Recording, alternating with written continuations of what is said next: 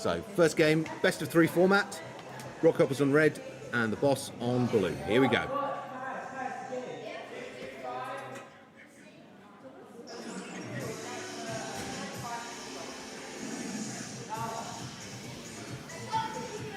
Nice opening from both sides. Good movement. They're keeping both teams keep themselves very mobile, very hard to hit. That's what we like to see. First points on the board for both teams there. Single point lead at this stage for Rockhoppers.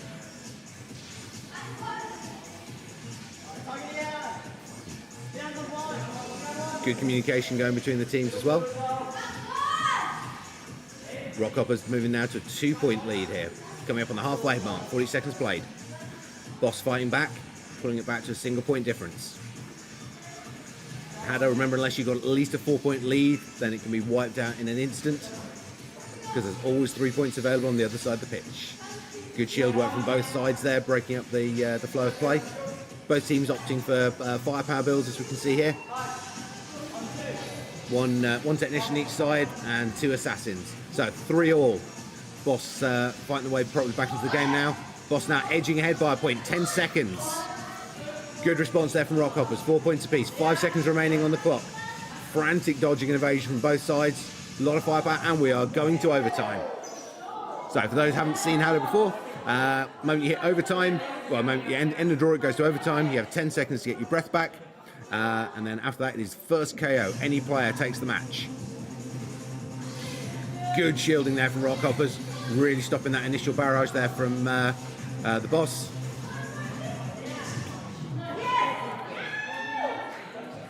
Fantastic shot there from player 4 on the boss team.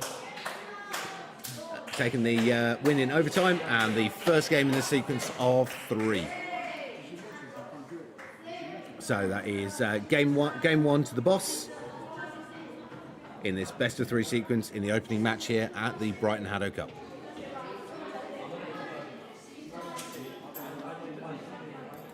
So it's the teams now just get themselves reset and prepped. But it was good play, really good play around there. Very nice movement and evasion from the players. Good use of the court.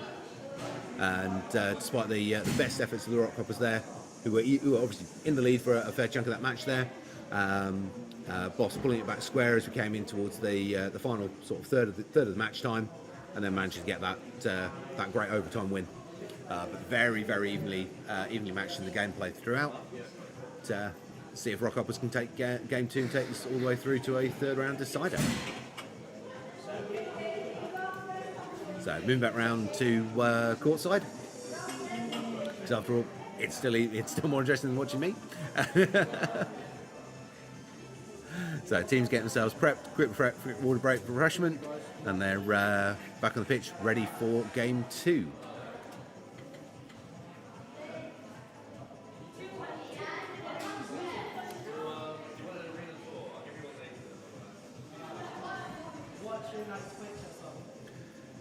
So obviously at the end of this tournament, all of the teams competing today, which are Rockhoppers, the boss, obviously on the pitch at the moment, followed by IDK, Techno, and a brand new team called Super Glitches.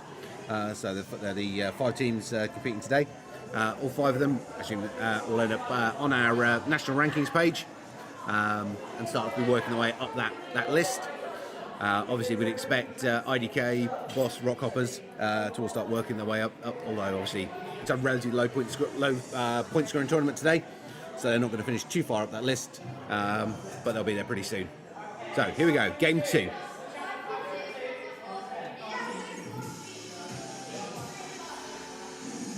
Can Rockhoppers pull a win out of the bag here and take this through to a 3rd round decider? Both teams going very similar builds again. Single high charge rate technician and 2 assassins, no shields either side. 2 points apiece. 20 seconds played. Very even gameplay, very similar styles, obviously similar stat builds, similar play styles from the 2 teams at the moment. Lots of nice evasion, good aggression there from Rockhoppers coming up on the centre line. Really putting that pressure on the boss, but boss responding well and pulling to a single point lead, which is coming from the halfway mark. 2 point lead now, 40 seconds played. Rockhoppers with a lot of work to do here. Rockhoppers focusing heavily on that right hand side of the pitch, but great evasion on that side, and they're really not able to earn anything from it. May need to refocus their targeting more to centre and left if they want to get a chance of scoring. Points both sides there, maintain that 2-point difference between the teams, 3 points to 5 here. 15 seconds remaining. Still maintaining that 2-point difference. Rockhoppers unable to close the gap at this stage. Boss opening the gap now, 3 points, 5 seconds remaining. That is going to be too big a mountain for climb to Rockhoppers to get through. That's it. Now it's game 2 and match to the boss.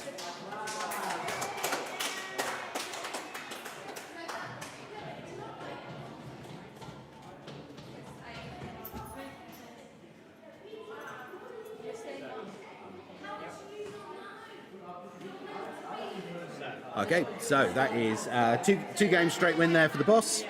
So they take our first match here at the HADO Brighton Cup. We're moving on now to Rockhoppers, staying on the red side of the pitch, facing off against Techno on the blue. So really nice gameplay there from both sides. Sort of very, very even in their stat choices. Very similar in play style there. A lot of evasion on the back wall. Some really nice aggressive play up towards the centre line from Rockhoppers, but not able to really capitalise on that or get the hits in. Great evasion from the players on the boss team there, and just let the Rockhoppers, especially on those centre line drives, just managed to evade that, keep that under control, keep the cool, and rack those points up as they went through the game. So lovely play there from the boss. Let's see how Rockhoppers Techno goes. So teams now just getting themselves set and prepped, ready to go in for this second match.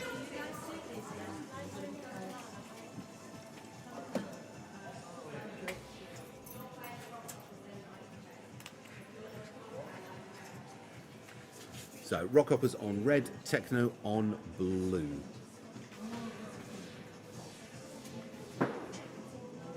So last season, Rockhoppers were a higher ranked team than Techno, but obviously they've all been training during the season break. Be interesting to see how Techno have improved and how they measure up against the more experienced Rockhoppers team today.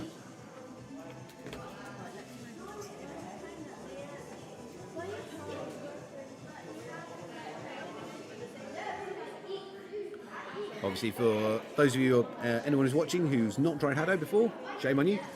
Obviously, if you're in the Brighton and Hove area, get in touch with HADO AR Sports to come down to play. If you're in the London area, contact HADO London, Midlands, HADO Coventry. Up in sort of Yorkshire area, HADO Barnsley, and further north than that, HADO Newcastle, based at the Newcastle Foundation. But there's plenty of places to get involved with the sport, so make sure you come and play, start competing, and it could be you on the stream. So, teams getting themselves prepped now. As I said, just in final element, Rockhoppers are good to go.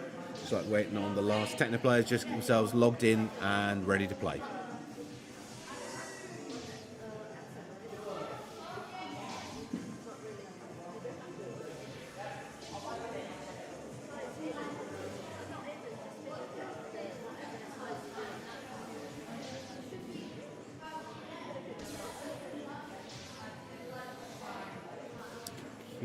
Nearly there, guys.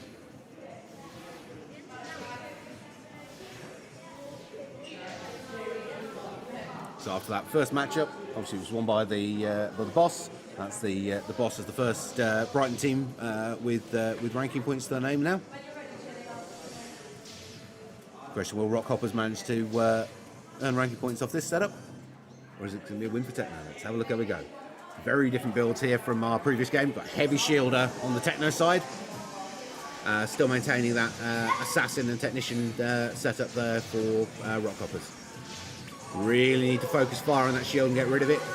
Layering up those shields in that fire position. Good points on the board already for Techno. Rockhoppers getting pushed back. Rockhoppers need a lot more firepower. Their technician needs to be really working here, getting rid of those shields. They're doing quite well on the evasion though, limiting the point scoring opportunities for Techno. And Techno's starting to burn through those shields now. So 2 points on the board for Techno, but that is their shield supply pretty much depleted. Yep, they've got a single rank 1 shield left on the Techno side. Let's see what the boss, Rockhoppers can do to pull this back now. 2 points apiece now. It was really, really good dodging from Rockhoppers though, limiting their point scoring opportunities for Techno while they had that big block of shields up. 2 points apiece. 20 seconds on the clock now. Rockhoppers edging ahead now by a point. Techno with a lot of work to do if they're going to. They were very heavily reliant on those shields at the start. 10 seconds now. Good score from Techno in. 2 point lead now for Rockhoppers. 3 seconds. 2, 1. 6 points to 3 to Rockhoppers. Really, really good play. That shield, that big block of shields that Techno put in were an excellent, very good tactic for them. Clearly worked well. They've got good lockout there on the Rockhoppers for all, but Rockhoppers dodging and evasion limited the damage they were able to do.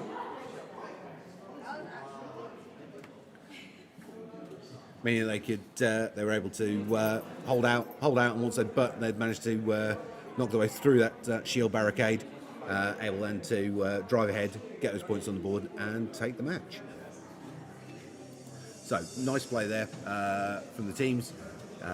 Really good to see that matchup again. Obviously, the first match, Boss Rockhoppers, 2 very evenly matched teams in terms of both play style and stat choices. Here, Rockhoppers Techno, very, very different play styles.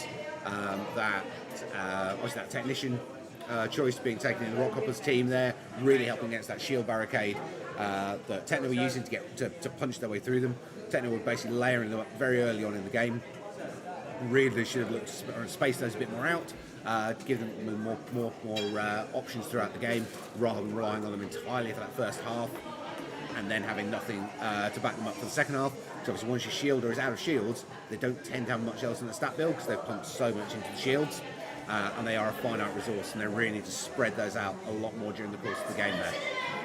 But it was an effective tactic, just very, very good dodging from Rockhoppers that limited the point scoring opportunity whilst they had those shields in place. So getting ready now for game 2. So it'd be interesting to see if Techno stay with the same tactic, or whether they look at modifying it in order to counteract what looks to be this fairly sort of happy combo that Rockhoppers have got here with the 2 assassins and a technician. So good, accurate, fast shots for getting those points in, and that technician there for causing chaos on the pitch and getting rid of shields. So it's a nice combo if you're happy on your dodging and evasion and don't feel you need those shielded positions in any way.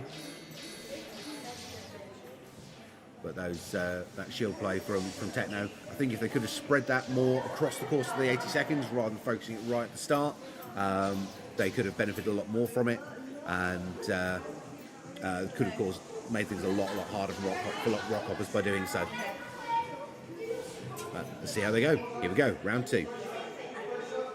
Okay, teams all going for pretty much the same builds there, staying with their tactics. Okay, shield up again for Techno. They really need to move one player out on the other side of the pitch rather than all being behind the shield. Fundamentally, if you're all behind the shield, all of the opposing team's firepower is going to come into that shield, and your shield's going to get worn down rapidly. If you've got a single good evasion player who you can put out to the side, then you're forcing the opposing team to split the shots, you're forcing them to not put everything into your shields, and you're also able to get cross shots on them while they're focusing on the shields and not necessarily watching that lone player. But that is all 5 of Techno shields burned through already, and we're just coming up on the halfway mark now.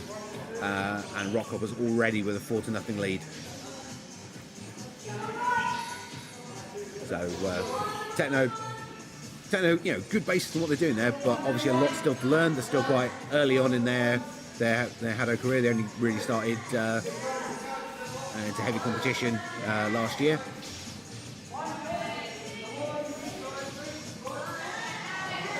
So good play on the fire and evasion from Techno there. They've racked up significantly more points without the shields than with them.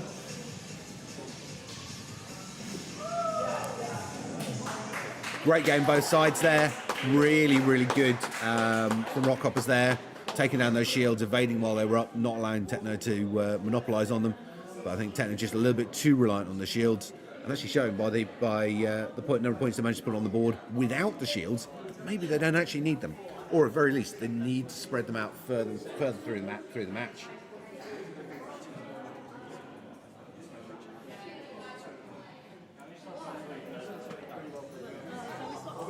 Okay, so we have Techno are staying on court on the blue side, and Rockhoppers are stepping down to get a bit of recovery time, and we have IDK, our reigning UK champions, moving in for their first match of the 2024 season, stepping up onto the red side of the court.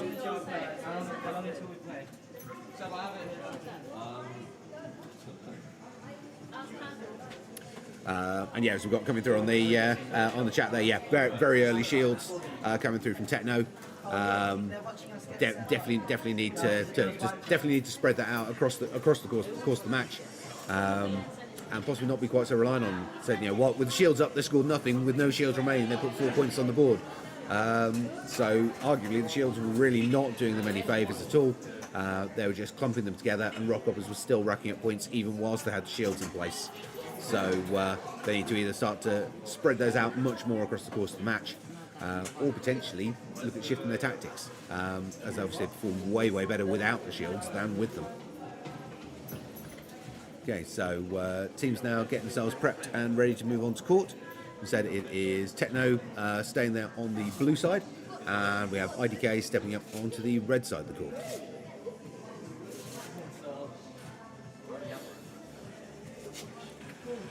So it'll be intriguing to see whether Techno try the same sort of tactics, or if they're going to look at shifting this up in any way.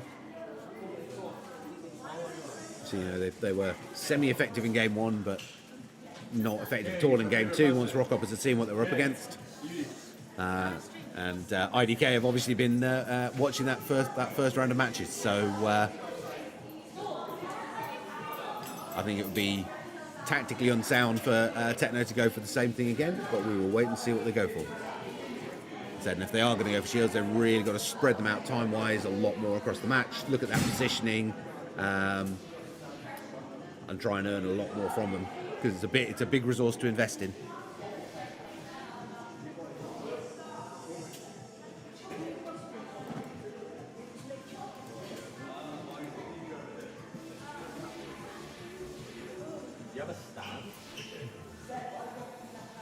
Okay, so it's like Team Techno are logged in and ready.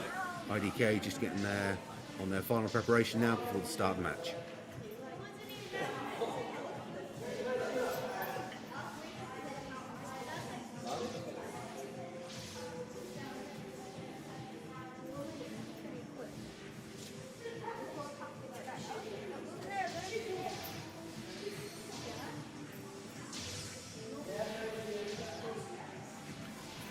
Now looks like all players are now logged and ready.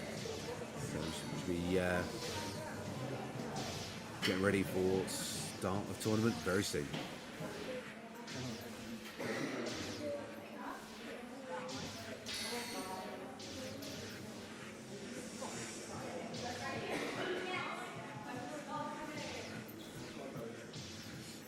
Okay then guys, here we go. So opening match of the 2024 season for IDK versus Techno. So IDK on red, Techno on blue. Techno have dropped the shields. We've got a mix of Technician and Assassin.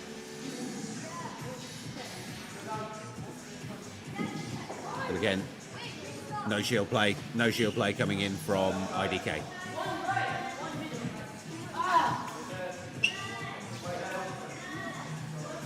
Two points on the board really early on there for IDK.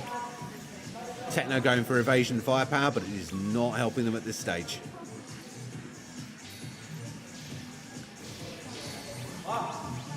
Points on the board now for Techno. But IDK very clearly in control of this match. Nice slide in and position on the front line there from Paris. Good evasion and dodging on the centre line there from Milo.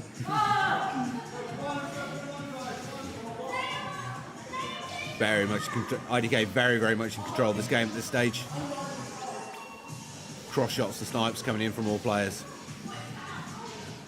Huge amount of pressure coming in the back left corner here. onto Ghost, but he's evading nicely, shifting himself constantly out of the way of that incoming fire. Great head motion and head flicks there to evade those shots. And a commanding win there from IDK in the first match.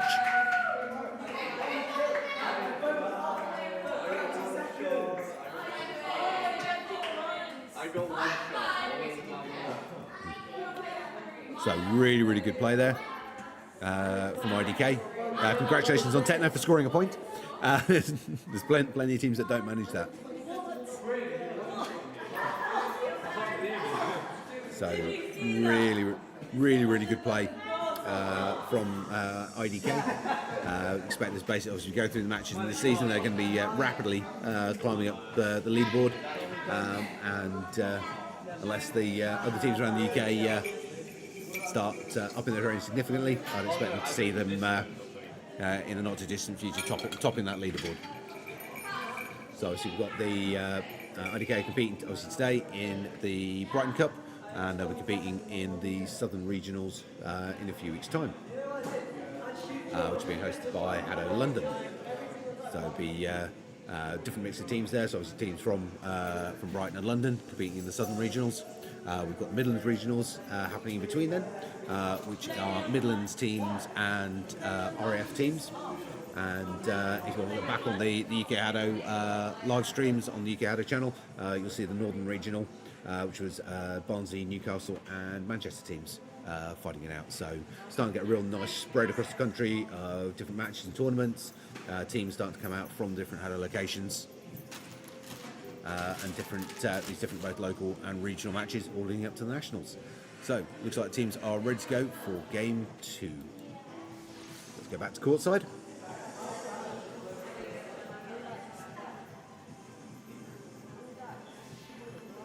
So we'll get some little bit of last minute coaching advice going in there for Techno.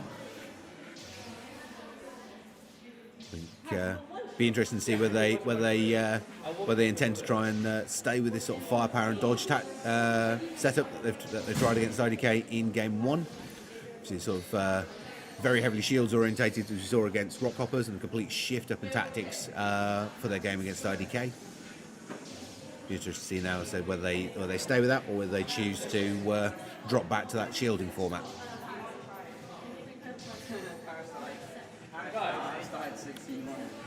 Okay, so looks like we've got the last player just getting themselves logged and prepped on Techno now.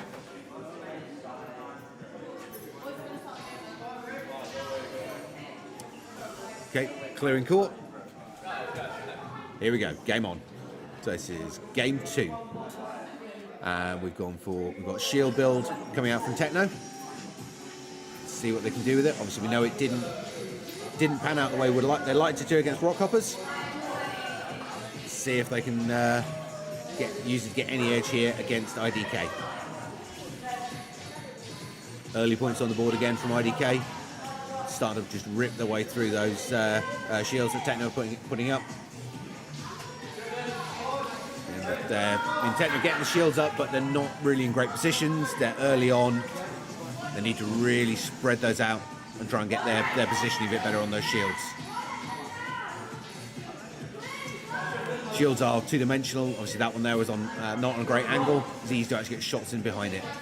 But on the plus side, it has restricted some of the scoring opportunities for IDK. It's kept this at a lower score line for Techno so far. Techno again on the board, getting another point on. She said scoring anything against IDK is an achievement.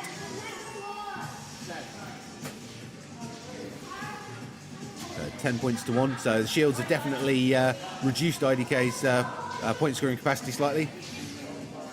But unfortunately that sort of cluster of shields that Techno focused on and putting them out so early in the match, it helped. But all it did unfortunately was limit the damage there. So great play as ever from IDK. Nice control of the game field. Good attempt on tactics there. Nice shift up from Techno. If you're up against such a strong opponent, you might as well experiment, see if you can get something to get you that edge. But those when they're using those shields, though, they really need to spread them out, both time-wise and across the pitch. Very focused, just really in one area. angles weren't really very great on them, so IDK were able to get shots in behind them. And again, if you all focus behind that one shield, all the firepower from the team by default targets onto that shield, and you've got no real way around that scenario. So that was again great play from IDK. We are moving through now to our next match. This is going to be IDK staying on the red side, and they're going in against the new team Super Glitches on blue. So this might be a little bit of a baptism of fire for Super Glitches, but hey, you learn by playing good teams. So we'll see how Super Glitches go. Obviously, I've seen what happened to Techno there, both in their firepower options and also playing with shield tactics. Be interesting to see what they take away from that, what they think they can do and achieve with it. So obviously, we know we're going to get these. Very fast motion, fantastic dodging, accurate shots, all coming out of IDK, and just seeing what the teams think they can throw into the mix there that might give them the edge against that, give them some chance of throwing IDK off the game a little bit. We're very least, as Techno did there, just landing some hits. Because IDK's evasion work is very, very good. There's no fault in that at all, and landing hits against that is an achievement in and of itself. Let's see where they go with it. So IDK just starting to get themselves prepped and ready on pitch, and Super Glitches just off pitch slightly, get themselves ready to come on for their first game. Super Glitches will be staying on after this game to face off against Rockhoppers. So let's move back to courtside. So teams now just getting themselves prepped and ready to come up.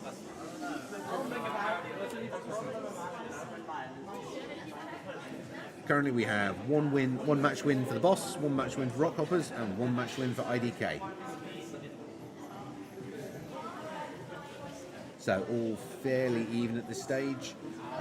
IDK versus Super Glitches up next, followed by Rockhoppers, Super Glitches, Rockhoppers, IDK. The Boss IDK, obviously those, Rockhoppers IDK, Boss IDK, they like to be very, very fast-paced matches. Then the Boss Techno, Super Glitches Techno, and Super Glitches Boss to finish us off on the round-robin stages. We'll be then going through to semi-finals, third-place playoff, and final. As we work through everything. So, like I said, IDK in dominating form. As we kind of expect them to be, with a great start to their 2024 season so far. I said IDK now getting themselves prepped up to face off against Team Super Glitches. Super Glitches have today got a sub joining them for the tournament, who would normally be a member of the Boss, but has been sub to Super Glitches for the period of this tournament. So, as far as things like that go, normally players are registered with a given team. However, between tournaments, it is permissible for players to move teams. You just can't play for more than one team within the same tournament. So, no issues at all with a sub joining Super Glitches from the Boss for today's tournament. Obviously, whatever they achieve stays with Super Glitches.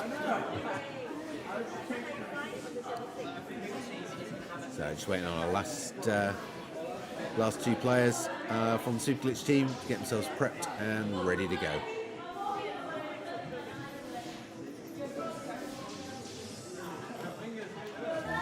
IDK players all logged in and ready. So that is two Super Glitch players, just waiting on our third Super Glitch player to log in.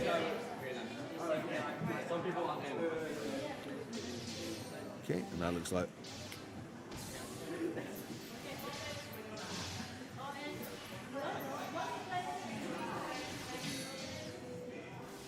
okay, that looks currently like only just sorting out login and tracking there for players. Here we go. So all three of the Super Glitches in on blue, IDK in on red. Here we go. We've got Mix two assassins and one technician there from Super Glitches. It's like pretty much straight firepower. No, same mix again though. Assassin and technician as well on IDK. So pretty similar stat builds, but controlling opening 20 seconds there from IDK, 5-0.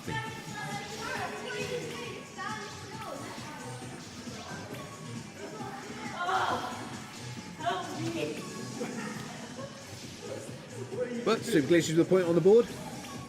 Said scoring anything against IDK, especially in your earlier days of competition, is a big achievement.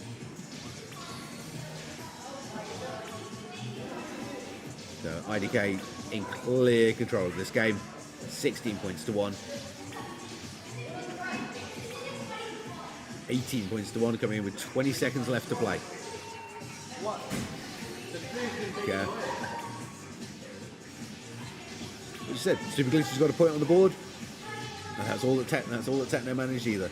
So every point you can land on IDK, take that as a win in and of itself. But IDK in absolute control of this game. 23 points to 1. Great evasion work from the team there, and a controlling win there for game 1. So blue player 6 definitely need to move more there, conceding the vast majority of the Super Glitch points. Blue player 6 for suffering only want to score, but also giving up 15 points themselves. And only 23 meters moved, so definitely we need a lot more motion there from blue player 6. So a very controlling win there, dominating win there from IDK in the first game. We're moving now into game 2. So it'd be interesting to see what Super Glitch are going to try here. But fundamentally, when there's that big a point difference, you may as well just experiment. Try something crazy, because why not? And definitely, although blue player 6 may have been their only scorer, blue player 6 with only 23 meters of movement and sacrificing obviously 15 or 16 points in their own right, we need a lot more motion from blue player 6 if they're going to try and limit the point score opportunities for IDK. So I think that's realistically probably the best option for Glitches at the moment, is to try and limit point scoring opportunities. So here we go, back to courtside, getting ready for game 2.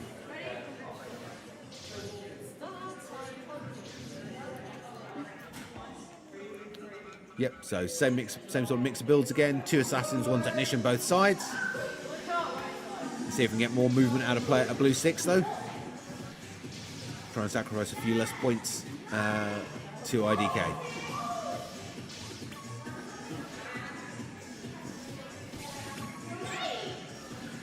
Pretty similar scoreline to game 1. 3 points on the board at 20 seconds played. Super Glitch is looking to see if they can get that point on the board, and they have. So they got 1 point in game 1. See if they can make 2 points in game 2. 40 seconds played. Super Glitches, if anything, are reducing the amount of points they're giving away here. But IDK very much in control of this game at this stage. 30 seconds remaining. Can Super Glitches get that second point? Barrage of shots coming in from IDK. Super Glitches, to an extent, getting in each other's way there as well.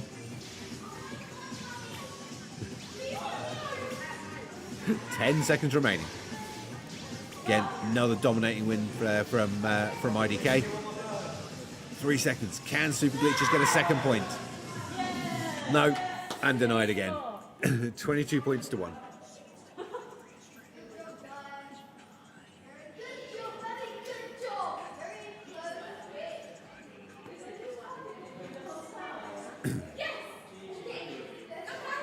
So again, blue player 6 being somewhat farmed for points there by IDK. 14 points this time rather than 16. And blue player 4 managed to be the one to land the hit this time round.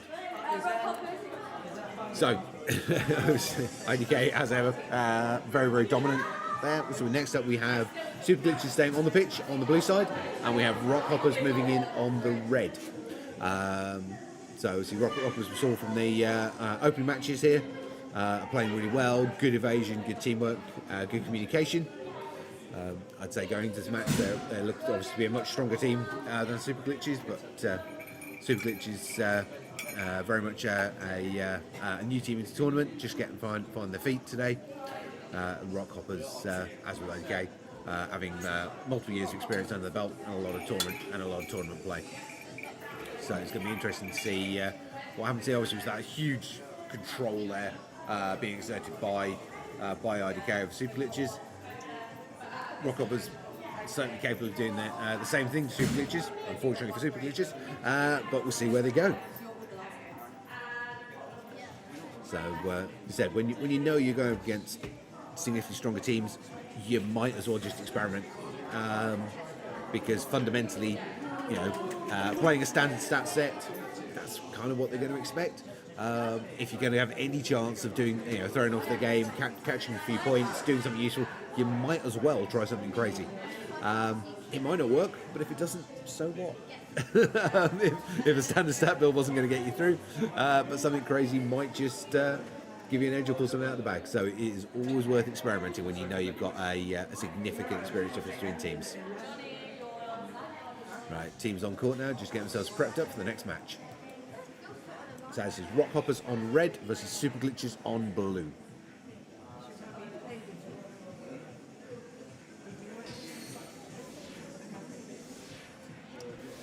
Okay, just a bit of team discussion there from Rockhoppers, just make sure they've got their stats agreed.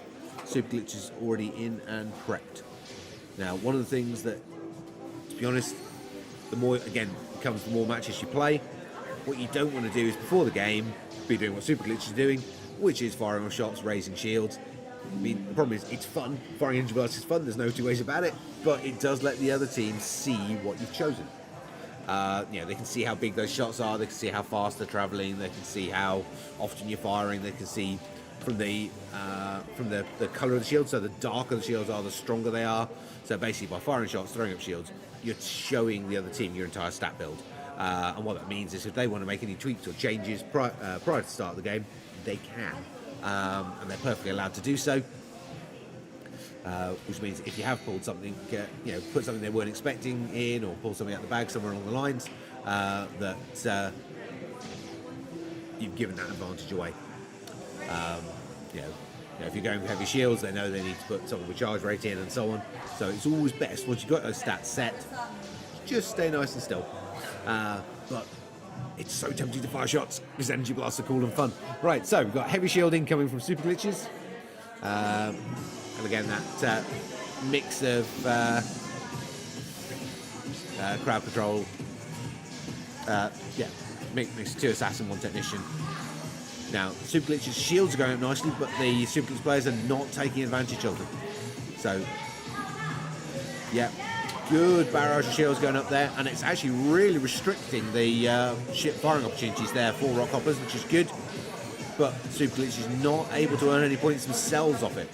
So all they're doing at the moment is slowing down the rate at which Rockhoppers are landing points. That is all of the Super Glitch shields gone now. I don't think their shielders realise that they're out of shields.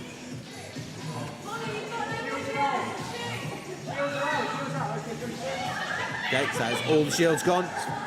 5 points to nothing now, 30 seconds remaining. Can Super Glitches get a point on the board here? Slowly whittling away those Rockhopper life markers. And they've got their first point on the board there. 6 points to 1. 7-1. Now, the shielding wasn't wrong for what Super Glitches were doing. It obviously really, really limited the opportunities for Rockhoppers. 10 seconds remaining now, 9-1. Rockhoppers in a commanding position coming into these final few seconds. Second point on the board for Super Glitches. What they really need to do was maximise those shields, get their firepower players up behind them, using them, and earning some points from them. But in terms of limiting the opportunity, So you saw blue player 6 in the previous matches giving up 16 points and 14 points. Here, only 4 points surrendered to the other team. So the shields really helped in reducing the point scoring opportunities there for their opponents.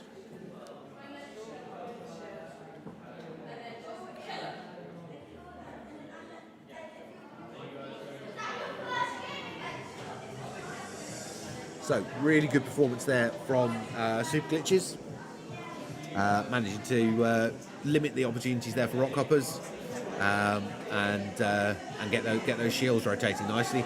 Now they just need to get their assassins using those shields and actually start to maximise off them, see if they can actually get some more points scored on the board. I think Rockhoppers though are so it's a good combination for them. That there's two assassin, one technician, so fast, high firepower, good charge rate for dealing with the shields. And they come in, they've got the evasion skills that they don't need to be using the shields themselves, so they can spread those points out into that more aggressive gameplay style.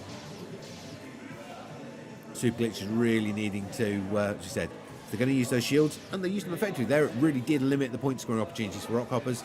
They need to now be starting to capitalise on them and trying to earn some points while they're up, letting their assassins move into those shielding positions where they're not to dodge. So, same mix again. If anything, I think Rockhoppers have stepped up the charge right there to get rid of those shields even faster. Trying to go too fast on the charge rate. So blue 6 there going, sort of jumping the gun slightly.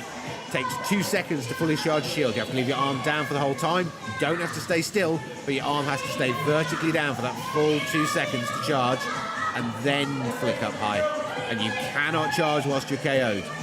There we go. First shields are up for Super Glitches, but they've already got a point on the board. 4-1. 30 seconds played. Second shield up for Super Glitches. Again, they're using the well to limit the point scoring opportunity, spreading that wall across the pitch, make it harder and harder for Rockhoppers to get those points in. 4 shields up now. They're a much nicer spread on timing as well and positioning. That's the final shields up for Super Glitches. Can they get those more points on the board though? As I said, they're using the shields to limit point scoring for Rockhoppers, but they need to use them to capitalise themselves and actually earn some points. There we go, 2 points, 3 points. Good work for Super Glitches there. 8 points to 3, coming up towards the last 10 seconds. So all the shields gone now. Just got to try and hang in there, limit the point scoring opportunities for Rockhoppers. See if they can get a 4th point on the board. Great game there from Rockhoppers. So evasion was spot on. They played nice against those shield, both playing the angles on them, so shifting round so they could get shots in behind them, and really keeping that concentrated fire going from their technician to cut their way through them nicely.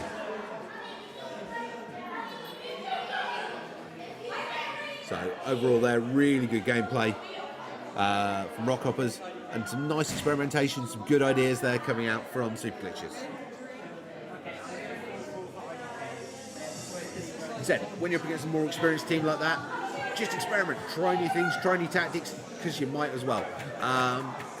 Try and limit what they can do to you, because that helps in terms of confidence. Try and land what points you can, because again, that's really good for confidence for your team. And just try different things, experiment, see where you can go with it. So that is currently 2 wins for Rockhoppers, 2 wins for IDK, 1 for the boss so far. Next up though, starting to come into some of these faster paced games. So we have Rockhoppers staying on red. They're going to be facing off against IDK on blue. So, see, Rockhoppers and IDK, long-term training partners, met each other in many tournaments. I believe it's somewhere in the region of sort of 99 and 98% in favour of IDK on the outcomes, but it's not 100%, because Rockhoppers are capable of taking games off of IDK. It's not entirely one-sided, and it's certainly a team that IDK has to work against. So again, both teams have had a bit of time during the down season to train new tactics, got new ideas. Be interesting to see where this match goes. This is the first one of those ones where, given experience difference, the early matches that IDK have played there today, not surprising in terms of their results, but here we've got the first one of the teams of the tournament that can put some challenge to them. As I said, we've seen Rockhoppers take games off them before. It doesn't happen often, but it does happen. So let's see where they can go today. Can Rockhoppers pull off a bit of an upset, or are IDK going to maintain their dominance in the tournament? Let's move ourselves back to courtside. Rockhoppers are all logged and ready to go. IDK just getting themselves prepped.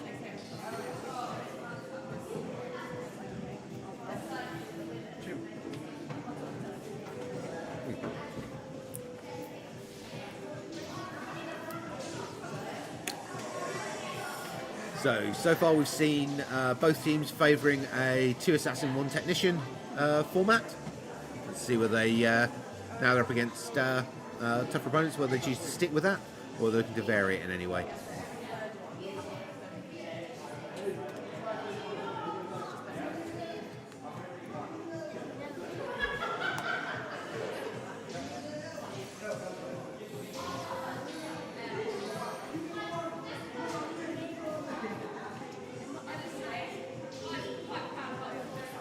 Rockhoppers there doing a good job of just staying coy, not giving their stat builds away. IDK, slightly less bothered. Here we go. Game on. Right, so. 2 assassin technician build from Rockhoppers again. So what we've seen so far. And again, same there from IDK. Points on the board for both teams here. Nice play from both sides. Great evasion work. Good shield in the front corner there from IDK, just breaking the flow of play up slightly. Really, really good play. 30 seconds played, set 1 point apiece. Rockhoppers getting rid of those shields either side. 2 points to 3-2 now. Rockhoppers ahead by a point, just past the halfway mark now. Can Rockhoppers keep this pressure up? Really, really good play. Fantastic evasion, both sides. 3 points apiece now. 4-3, IDK pulling ahead by a point. 2 points now. Can Rockhoppers get back in this game? 20 seconds remaining. Come on, Rockhoppers. 3 points now. IDK opening only at 4 points. Rockhoppers fighting back, but maybe too little too late now. 10 seconds remaining. They need 3 points to get to overtime. 4 points for a win. 5 seconds. 3, 2, 1. Great performance there from Rockhoppers. Fantastic first half of the match. IDK though just hitting the accelerator pedal there in that last sort of like 20 seconds and pulling themselves clear of Rockhoppers. But fantastic play there from Rockhoppers in the first half. Those who've watched these teams play previously, that last sort of like 15-20 seconds is pretty characteristic there for IDK to really hit the accelerator and move away from a team.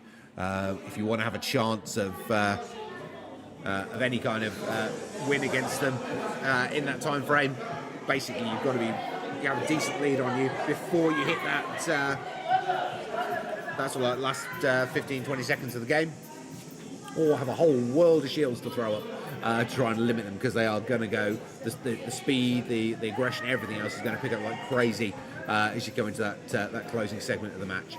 But fantastic performance there from Rockhoppers in the first half. Really good. Holding IDK off well, even taking the lead for a period of time there. As you said, Rockhoppers are capable of taking games off of IDK. But IDK overall, obviously holding the winning streak against Rockhoppers. But it is not a 100% win streak. Rockhoppers can do this. And so they really pushed IDK there. Great play from them. See if they can do it again. So teams now get themselves prepped up for game 2.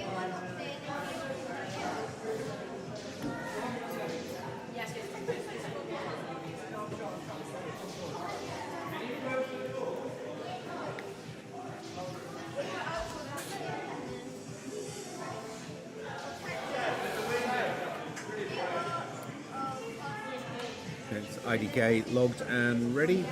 Rockhoppers players just finishing a bit of tactical discussion, get themselves in and ready to go.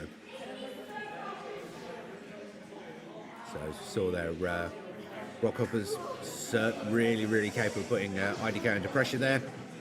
Let's see if they can turn that pressure into a game win.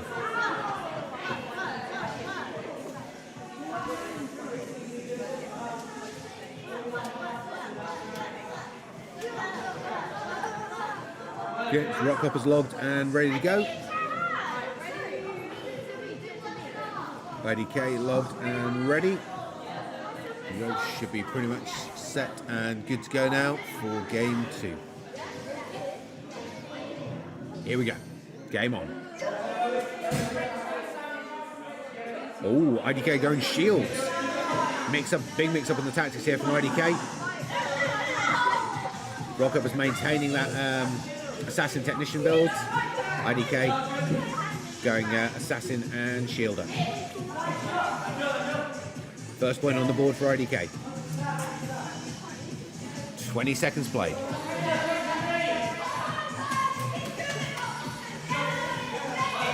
Heavy shielding going in on that far side there for IDK, giving themselves nice snipe positions. That shield's been allowed to stay up way too long by Rockhoppers.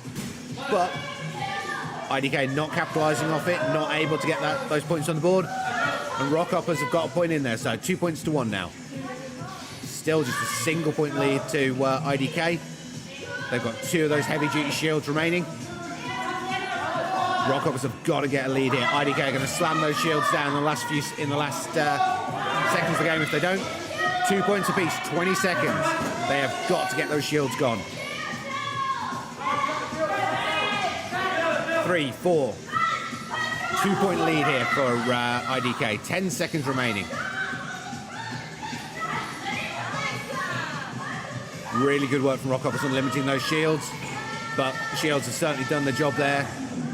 5 points to 2 finish. Good control of the game field there from IDK. Interesting to see that they obviously felt under pressure enough from that first game that they chose to go for a shielding build in the second game, just give them to break up the Rockhoppers gameplay.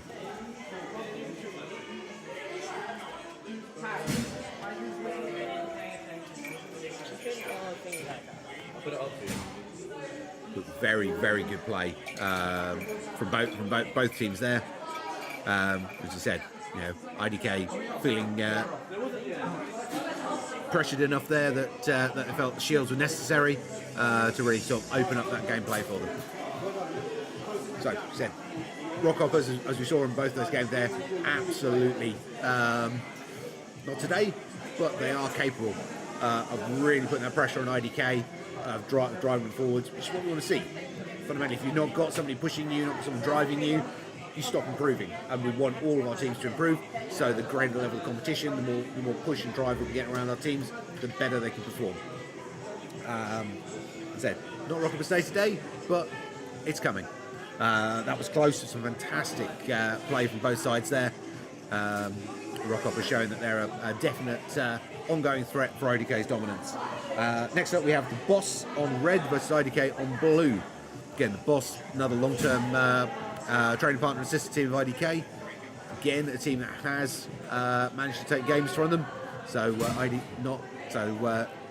balance the games very heavily in IDK's favour, but the Boss can do this just in the same way that Rockhoppers can. They are capable of taking games from them. See, Rockhoppers have already put them under a lot of pressure in that first match. See what the Boss can do. Can they sort of get building that in any way? Can they get that pressure up and running? Can they even take a game? See what they're capable of doing here.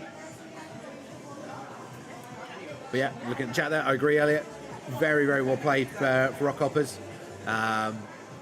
So the fact that you thought they forced IDK to go to a shield build there is a real compliment. It shows quite how much pressure they were putting them under. Okay, so pull back to courtside. Teams just get themselves prepped and ready now. So tactics discussion going on there from the Boss before they get ready to step up onto the pitch.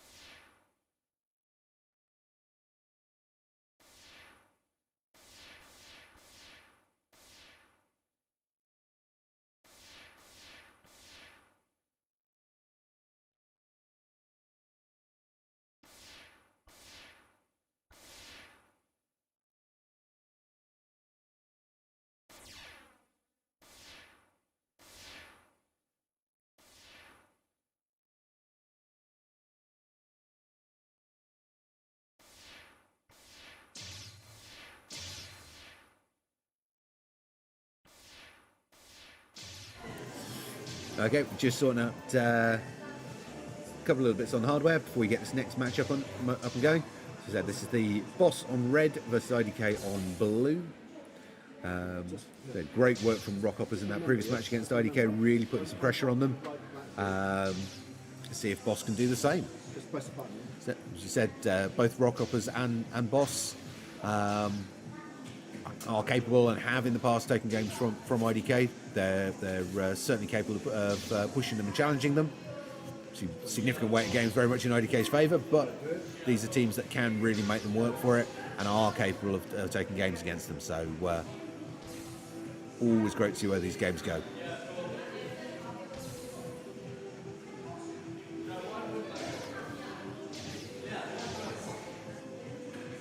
Just waiting for the final IDK boss player to get themselves logged and ready.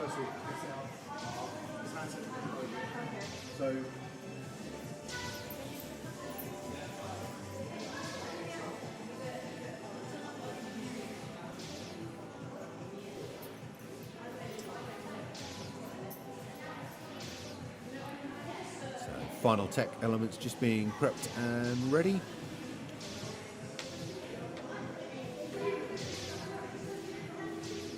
Be interested to see what builds the Boss go for.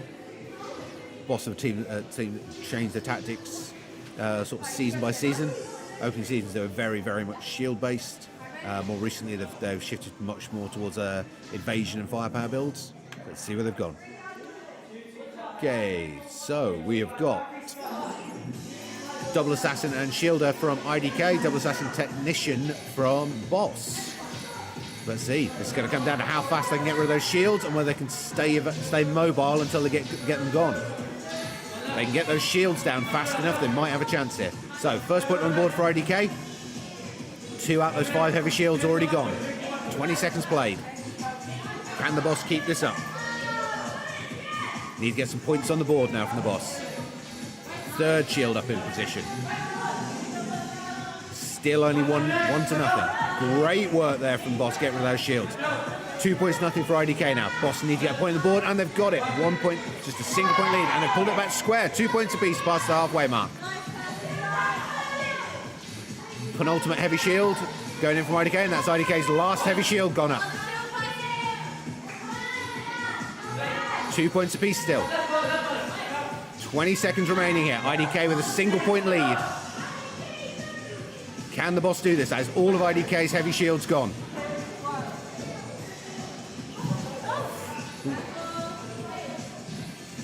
Just 1 point in it still. That was a great shield from the Boss, even with that trip on a teammate. 4-3, 5-3. That may just be it for IDK. IDK have done it. 5 points to 3. Really good play there. Boss doing a phenomenal job there of neutralising those shields. I mean, placement timing for the shields going out there was really good from IDK, but Boss absolutely focused firing them down and punching their way through nicely.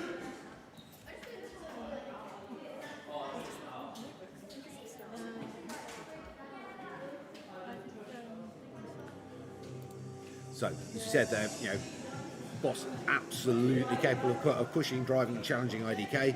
And we saw there, we tend to see these, the shield builds more often come out from IDK when it is against teams where they know there's a significant challenge. The fact they've gone straight off there against the Boss shows you how they rate the Boss's ability.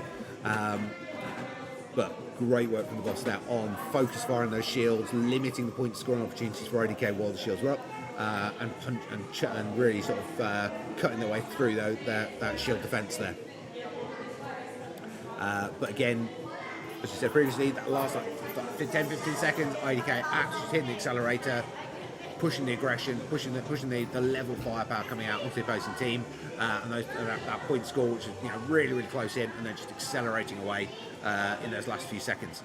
So if you're up against a team like IDK, you've either got to have a significant lead going into that final 15 seconds, or you've got to be going all out, shields, evasion, everything you can do to limit their point scoring, because the aggression rate and everything else from them is going to pick up hugely in that final section of the game. So, heading back to courtside now. 2 teams get themselves prepped and ready to go again.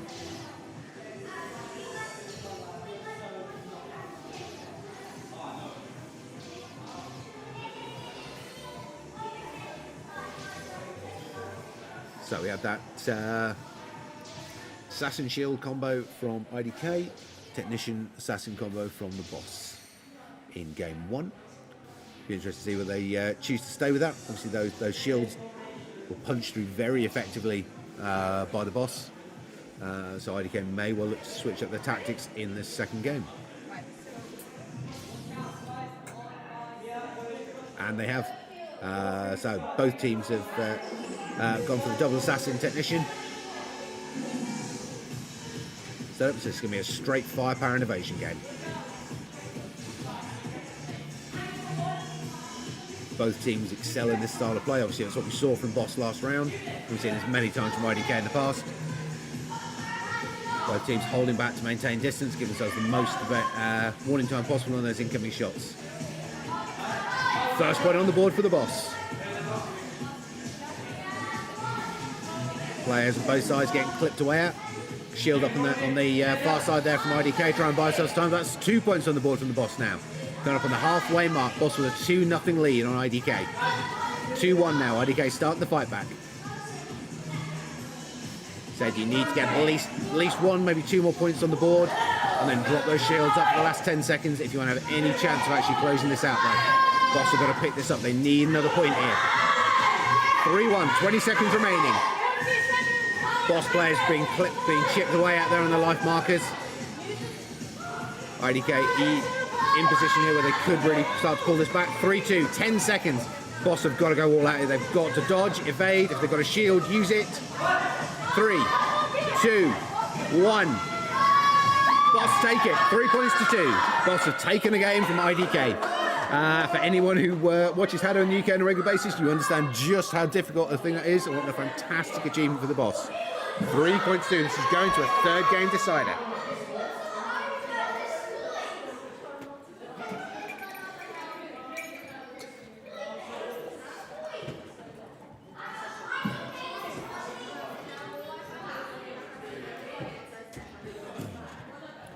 So, amazing play there from the boss. As you said, both boss and Rockhoppers on the day are capable of taking games from IDK, and they've just proved it.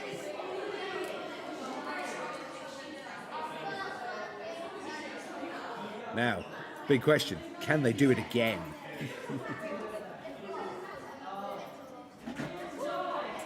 Doing it once is good, doing it two, that's doing it second time, that would be amazing. So, IDK, big shift up in tactics in that second game. Dropped the shields, went all out on the firepower. Didn't play out for them. Be interesting to see what they do in this third game decider. Whether they're going to go back to those shields that allowed them to got them through that first game. I mean, the shields got punched through very efficiently by the boss, but it did let them get that pull ahead, get that more controlling position, and then land those points in the last 50 seconds of the game.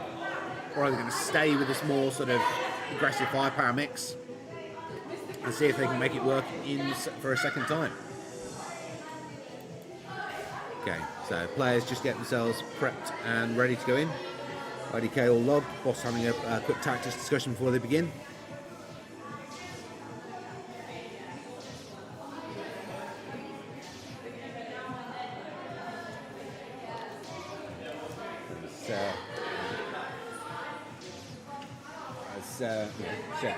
Anyone in the UK scene who's played against IDK knows taking the game off them, that is one hell of an achievement, but they are going to come back all guns blazing. So they've shifted back to the shields build from game 1. See if the boss can actually pull off a major upset here.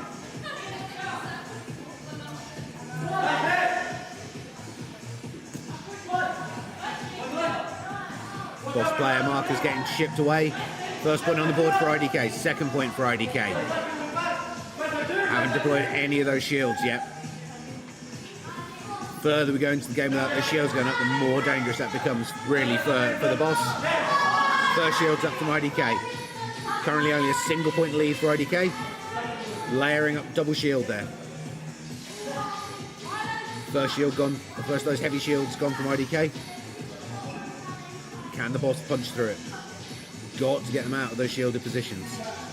3-1 now for IDK. Great timing on the shield there on that back right, on that back far corner. 20 seconds remaining, 3-point lead, 4-point lead for IDK now. So that's going to be too much now for the boss to cover. Great use of the shields there from IDK, controlling that forward position, letting them rack at those points against the boss. 6 points to 2 now, 3 seconds remaining. And that is game 3 and match to IDK. Amazing work from the boss. Said anyone could take a game off IDK. Needs to celebrate just as that much. Great comeback from IDK though. Good use, really good use of the shields there to lock the boss down and build that point score back up again.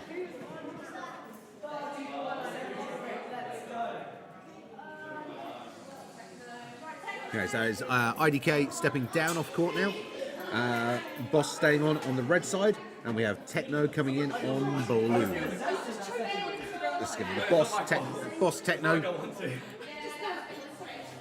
So fantastic match there, really good gameplay. That switch up and shifting tactics there from IDK, necessary in order to win that third round setup. You know, all kudos there to the boss. That was an amazing bit of gameplay from them. And for those who are going to be facing off against IDK in future matches through the season, definitely a match to go and rewatch.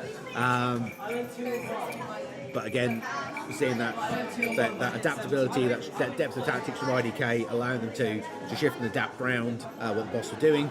Boss staying with a single tactical set there through all 3 games, whereas IDK was shifting it up in order to counteract what their opponents were throwing at them. So you need to really have that. You know, if you're going to really take a match off IDK rather than just a game, you're going to need to be able to have that sort of same depth in your tactical range and that shift up in your gameplay, because they are going to you know, take a game off and they come out your guns blazing in the next setup. Again, look at the chat there. I agree, Elliot. Rockhoppers tired them out. But phenomenal play from both Rockhoppers and the boss in their opening matches there against IDK for this season. I think we're going to see some amazing gameplay from all of those teams as we work our way through the matches this year. So shifting up and getting ready on pitch, we now have boss remaining on red side and Techno moving up on blue. So teams at the moment just getting themselves logged and ready.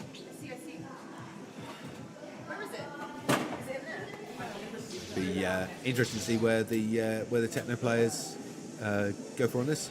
Obviously, Boss have been fairly reliably staying there with the mix with the two assassin, 1 technician setup. Let's see if Techno have been paying attention to that and whether they've got anything set up in terms of their tactics and stat sets to try and counter it. Fundamentally, the technician role means that there's a lot of firepower going out, but it's generally a little bit smaller and slower. So, you know, it's more easy to evade to an extent, but it is going to make your shielding more difficult. In fact, a double assassin technician setup, it could almost be worth going for an assassin double shielder to counteract it, just to put so many shields in there that the technician can't clear them on his own, and the lower firepower of the assassin isn't going to cut it either.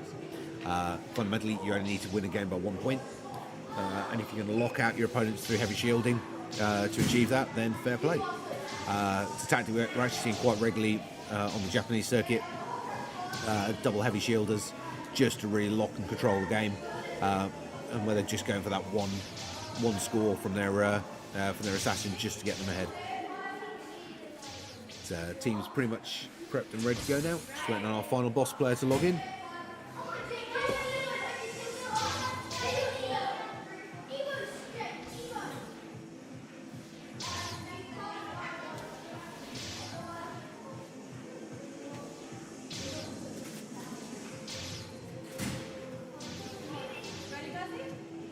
Okay, there's all 3 of our boss players logged in.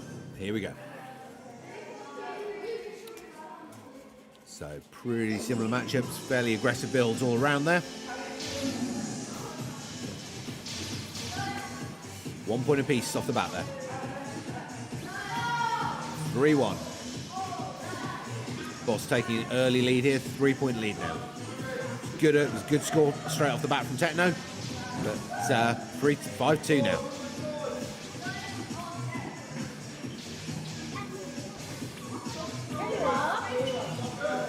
Good work from Techno so far. I mean, obviously we've seen what the Boss were capable of doing against IDK. The fact that Techno got 5 points in on him at halfway mark, nope, not bad going. So 11-5 currently for the Boss. 12-5, 13-5. Boss starting to stretch that lead out now.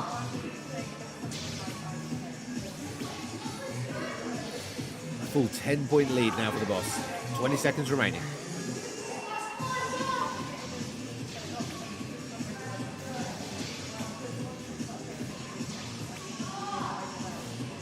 Ten seconds left on the clock here. I mean, it's a commanding win there for the Boss in terms of point score, but 10 points landed from Techno. Well played in terms of that. Really good play to manage to land 10 points there on the Boss.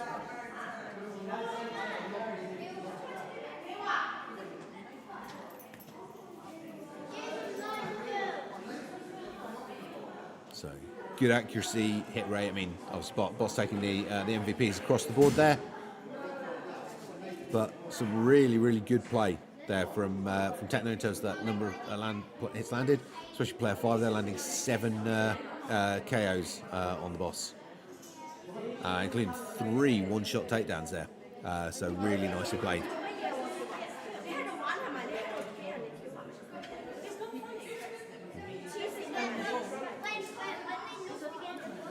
So we've got the teams getting prepped there for game 2.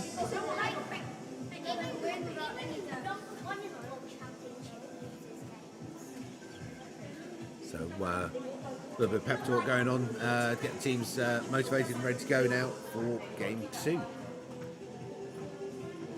So at the moment we have obviously 4 match wins for IDK. IDK will be finishing off here in first place, coming out of the pool stages. We have 2 match wins for Rockhoppers and 1 match win for Boss so far.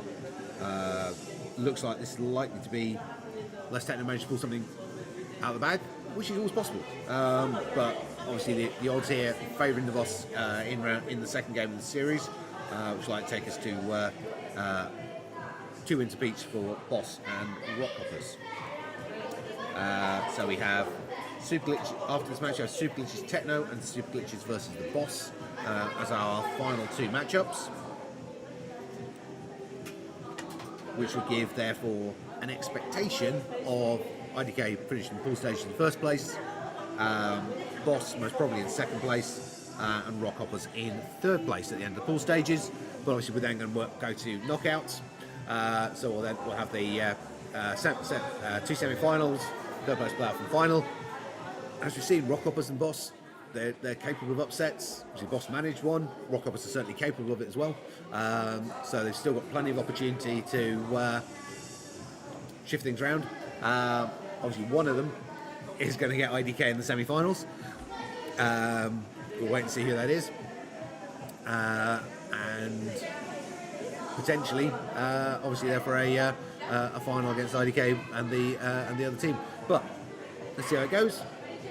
Yeah, it's only 80 seconds. There's a whole lot of upsets capable in there. Let's see what the teams can pull out in these remaining matches. Right, let's move back to courtside.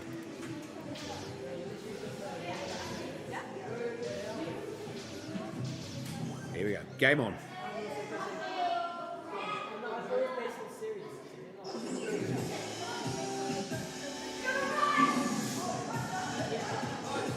Nice set of shields there from Techno early on. See if they can use that to break up the initial assault from the Boss.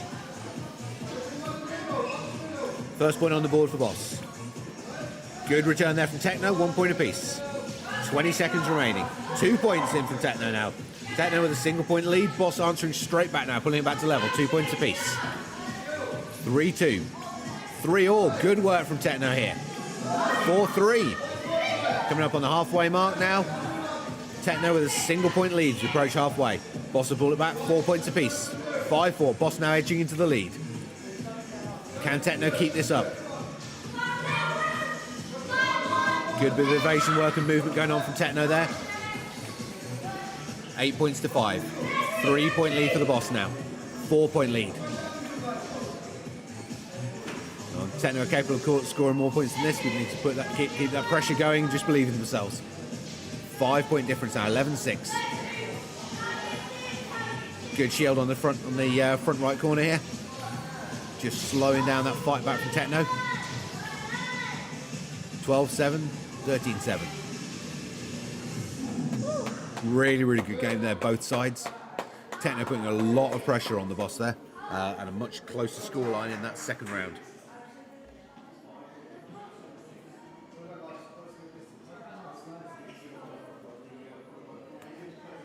Okay, so Techno are going to be staying on court for us on the blue side, and they're going to be facing off against Super Glitches next on the red. So good play around there. Nice, said very even choices in terms of the stats. Obviously, boss clearly more experienced in the dodge and evasion and use of that combination. But Techno performing well. And getting a nice number of points logged on the board there. So it's one thing to remember that, yes, the other team is scoring, but if you're capable of scoring it, so you're capable of racking up those points, it does mean that if you can just step up your evasion, you're capable of winning. Yeah, so obviously the more you evade, the less points they can score, but they were already evading and you were scoring points. So it becomes fairly straightforward to really start shifting those score lines tournament in your favour, just by starting to improve your evasion, your movement work and so on. To limit those point scoring levels. Yeah. What you don't want is a game where you don't score points. Because if you can't score points on the opposition, you can't hit them, and now you're in real trouble. But if you can get those points on the board, you can get them logged in, as Techno were doing there. It means they are capable of hitting their opponents. Now it's just a case of making themselves harder to hit, to shift that scoreline round. And maybe who knows, a few tournaments are now starting to get wins rather than losses. Because that is, after all, how it goes. So we've got our team stepping up into court now.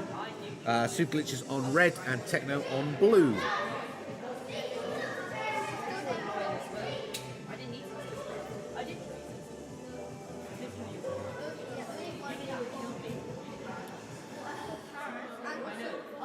So, Super Glitches just getting kitted up. Bit of coaching advice as well before the game starts. Techno just getting themselves logged in and ready. So we've seen general sort of firepower builds, so that mix of sort of assassin and technician coming out from Techno in their games so far. Probably a reasonable safe bet they're going to go for something similar. We've seen a mix though between sort of firepower and shielding from Super Glitches. So let's see where they go with it this time. I mean, that heavy shielding tactic from Super Glitches could actually be enough against Techno. It needs quite a lot of focus and discipline to really hammer those shots into heavy duty shields, get rid of them quickly. Super Glitches use that shield tactic again and actually capitalise on it by getting their assassins up into position on it. They could make life very difficult for Techno.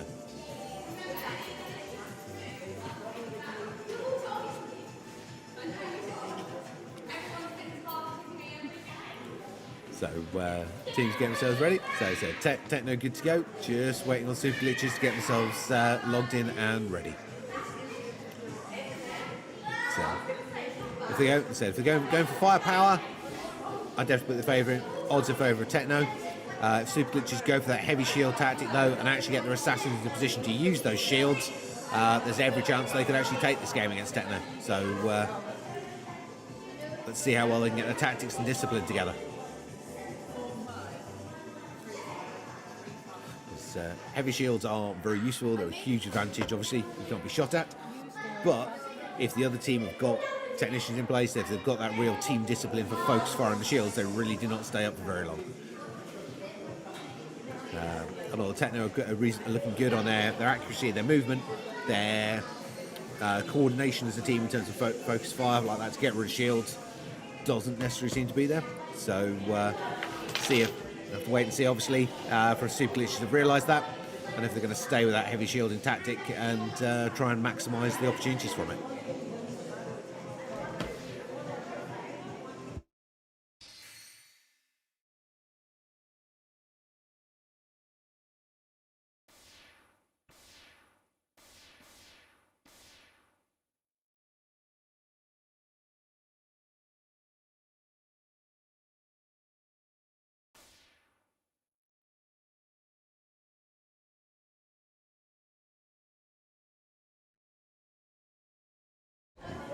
Right, so while we're just waiting for teams to finish off their prep and getting ready, so we've got a while yet to go on the tournament here.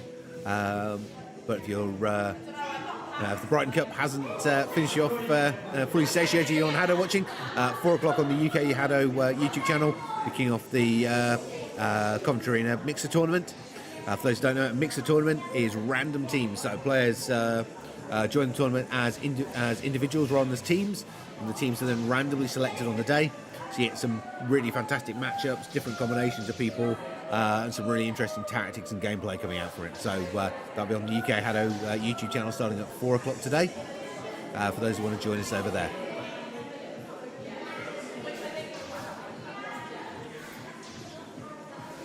Also on the UK HADO channel, we've got a challenge that was posted last night from one of the coaches at the HADO Coventry Arena, which is called the challenge is called the Bot Challenge. Because HADO allows you to put in AI controlled training partners for you to work against. And the Bot Challenge is a single human player versus 3 AIs. You start off at the lowest setting, play them, and then move up the settings and see how far you can go before you lose. Worth checking out. But here we go, back to some matches. So Glitches have gone for that shielding tactic. Let's see if they can make it work for them. So first points on the board for Techno.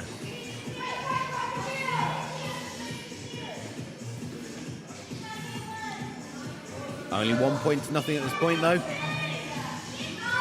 So Super Glitches have shifted their shielding player.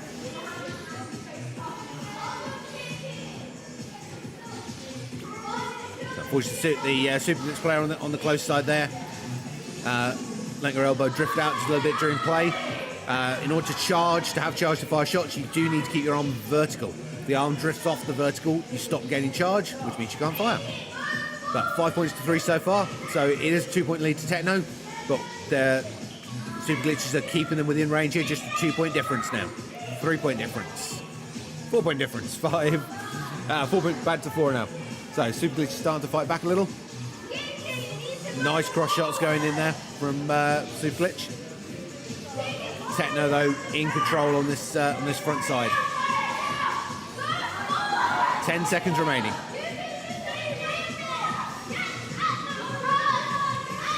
Five seconds.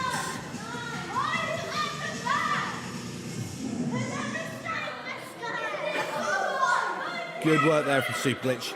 7 points to 11. It's really well organised. I think they managed to capitalise on those shields a little better. They could have really pushed Techno there.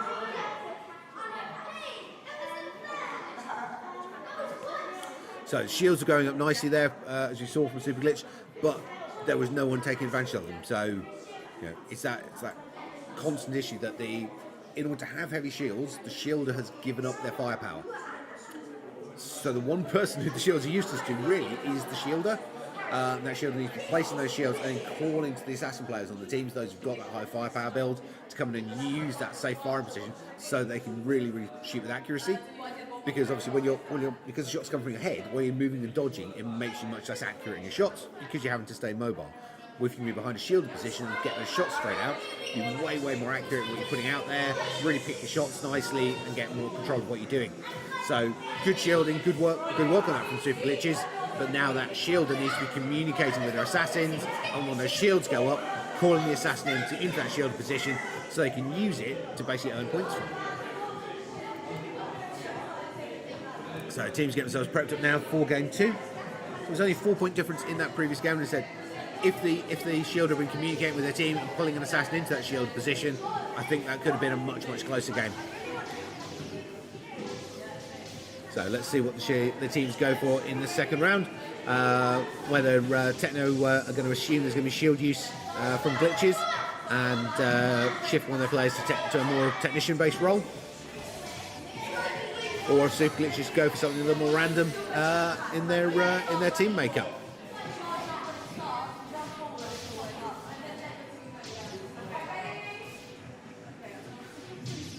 Here we go, game 2.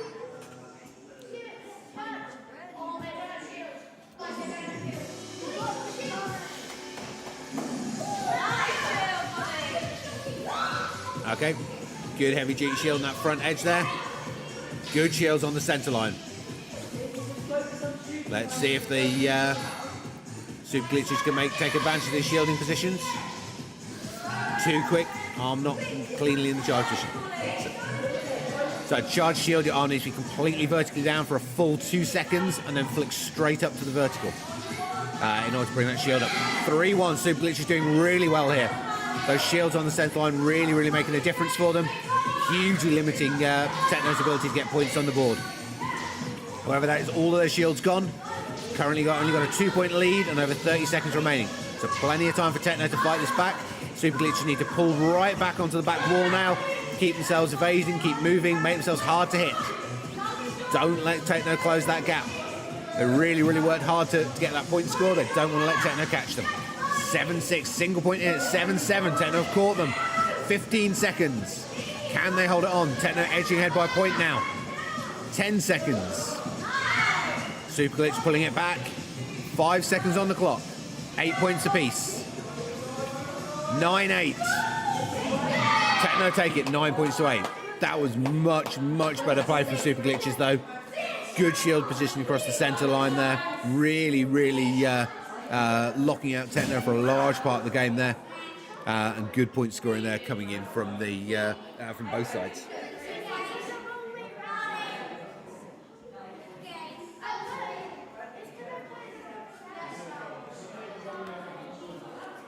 So it's Techno to step down, super glitches to stay on pitch on the red side. We have the boss coming in on blue for the final matchup of the pool stages.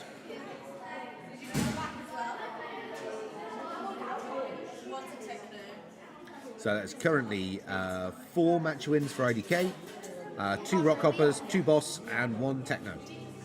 Next up, we have Super Glitches versus the Boss. So it's the last chance for Super Glitches to get onto the match win list, and a chance for Boss to take the that second place and move themselves clear of Rockhoppers.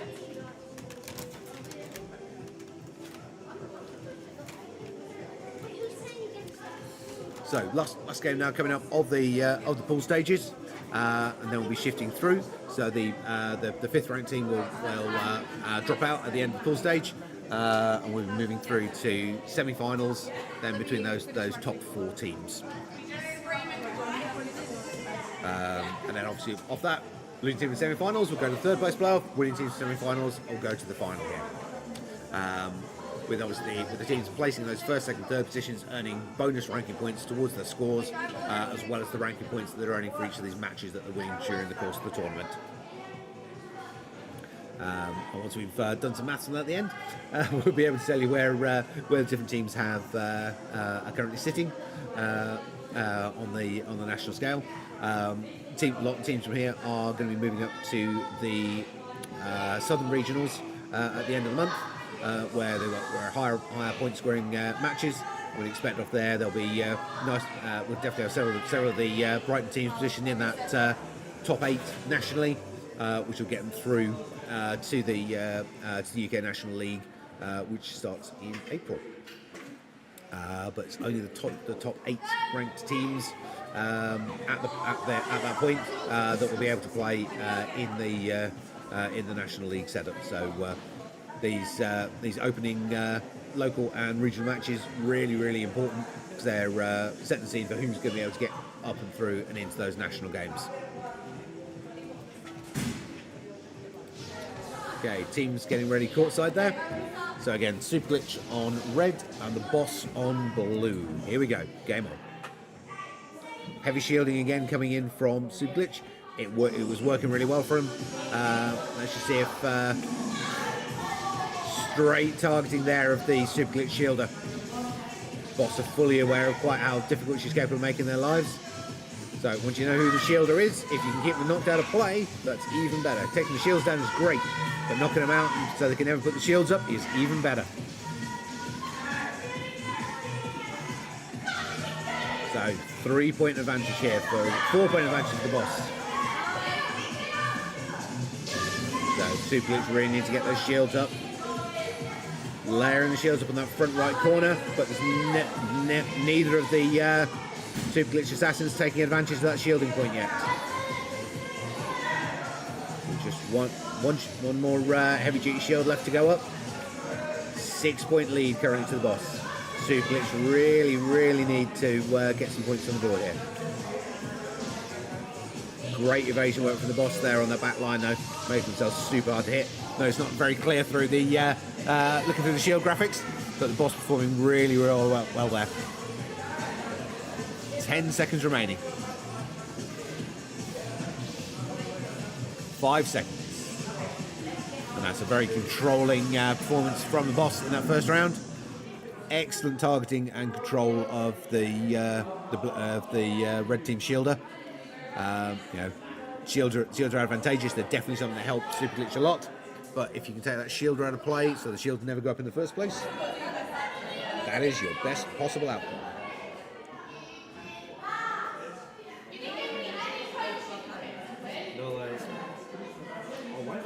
Yep. So yeah, definitely nice play there from the boss. And saying that identification, focus on on Super Glitch shielder, that beautiful straight one shot takedown right at the start, really knocked Super Glitch off the tactical pattern. Not sure it necessarily altered the overall outcome, but it definitely altered the overall scoreline. With Super Glitch not being able to get those shields up when they wanted and where they wanted. Great pressure on the Super Glitch shielder there, really stopping them getting that tactic into play. Be interesting to see if they look at shifting anyway. Ideally, as that shielder, trying to get the shield primed and ready when you're towards the back wall, where you've got dodging space and time, and whatever you do as you're coming up on that front line, do not go in a straight line. You need to have a bit of a serpentine to moving up. You need to be shifting body height possibly. Makes it hard to hit because once they know you're that shielder, the other team are going to focus fire onto you. They don't need to get those shields up and into play. Yeah, clearly they give your team an advantage when you put them up into play.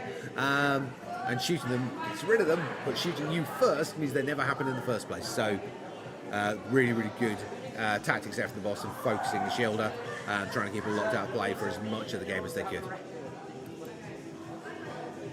So teams just getting themselves ready now for game 2 in this final match. Bit of coaching and advice going in for Super Glitch before they get ready to face off against the boss again.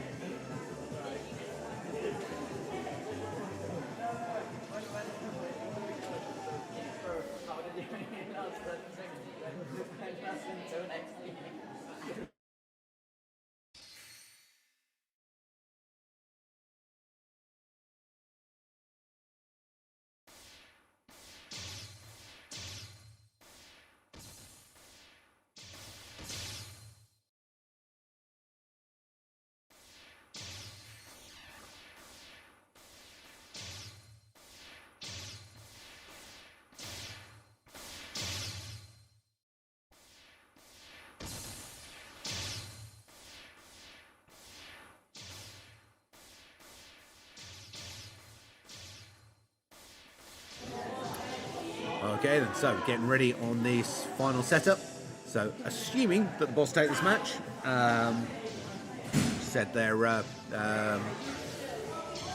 don't think the odds are in Super Glitch's favour here, but you never know. But assuming the boss take this match, it will be IDK and Rockhoppers as our first semi-final, and the boss Techno as our second semi-final.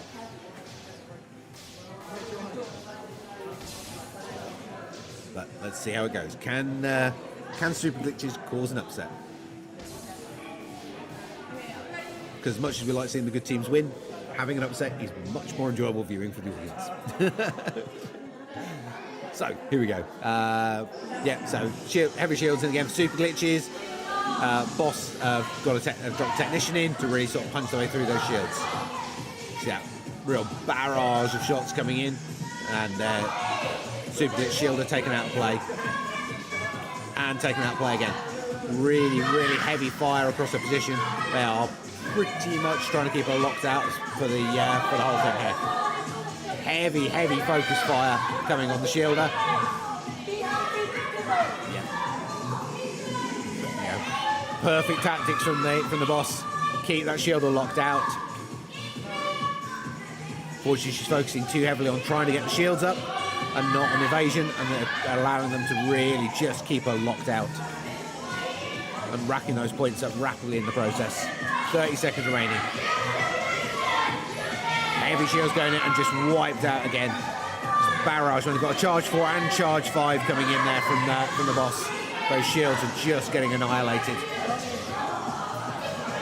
And as I said, you can't charge shields whilst you're out of play, and they're keeping that shielder knocked out of play for most of the game here. She's got 3 unused shields here. Excellent play from the boss, just stopping and getting those shields into game.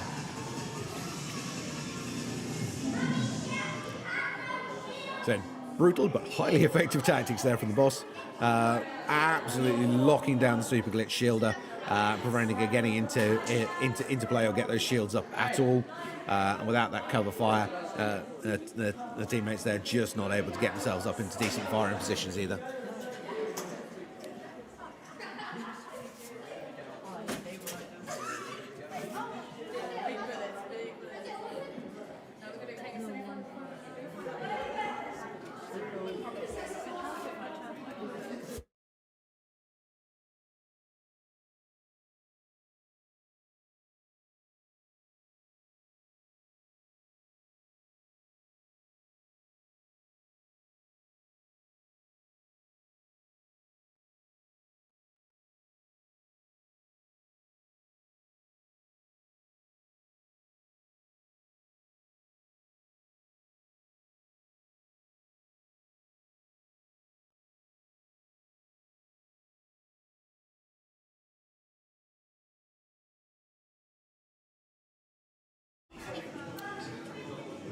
Okay, so we've got our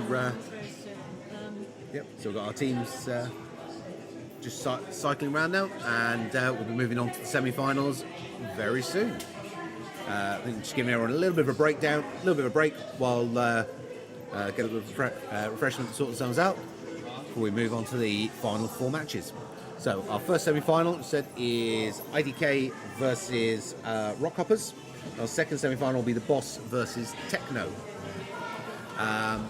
Then obviously moving on to the third place playoff for the 2 losing teams' matches, and then final for the winning team. Now, as you mentioned sort of in the brief at the start, we have a thing this season called HADO ranking points. This is the same they have out in Japan on the Japanese circuit. This allows basically teams over the course of the season to accumulate ranking points from both local, regional and national matches, and allow us to get a big comparison. So in the UK, we've got teams spread all the way from Brighton up to Newcastle at the moment. We're hoping to get Scottish teams, Welsh and Irish teams on board very soon as well. So that geographic spread of teams is getting larger and larger, which means that outside of some of our real major matches, it's quite difficult for the teams to compete against each other and to compare each other. So what we've brought in a system where the matches that you win at these different levels earn ranking points for your team, and it's that ranking point total as you go through the season that builds us an overall setup for the country and allows teams to compare themselves against each other for where they are and how things are going on. So at a local match level, which is what we're playing today here in Brighton, each match you win, so each best of 3 setup is worth 1 ranking point. And then as we go through that to the the listing here, as you go through that then into the different categories, so first, second and third place, that's where you start picking up bonus points, and those bonus points then really do start to jump your head on those top positions. So because we are on a local setup for today. So the first place team is going to gain 15 bonus points. Second place 10, and third place 5. So, for example, if the winning team was IDK, obviously statistically it's in their favour, but obviously Boss and Rockhoppers are both shown that they're in mood to cause upsets today, so who knows. But if they did, they'd win their semi-final and their final, so 6 matches overall, with 6 ranking points, and then 15 bonus points for first place. So they end this match with 21 ranking points towards their team total. Now, what does that mean in terms of, where that would then put you? So at the moment, we've had a number of matches played. So there's some teams that played more matches and a higher grade. So if they were there, so 21 points, that would move them immediately into 8th place nationally. So already into that top 8, which is where they need to be for National League. But we said a couple of weeks time, we've got Southern Regionals, and regionals you earn a lot more points per match and a lot more bonus points for coming up. So we'd expect IDK to form well in that setup, and they'll probably be into sort of like probably about top 5 at the end of there, which then gets them into league, and once they're at that national league point, then on the national level you start racking up an awful lot of points per wins. So we'd expect the Brighton teams to then start shifting much higher towards the top of the table, and going on the 2023 and earlier season performances, IDK most probably to move themselves up to the top of that table as we go through the season. Currently Sinja at the top of that table, and they're going to put a lot of work into trying to stay there, but you've got to win the games. So we'll see how they go. But teams here now get themselves ready, just a little bit of rest and recovery before they shift in. And we will get this up and running for these semi-finals very soon. We've got a whole load of stuff going on. UK HADO website has got a whole section on tournaments now if you want to go and look at that. That tells you basically after each tournament I'll get updated, and that'll show you all the ranking points for the UK teams. It'll show you where they're currently on that standing as well.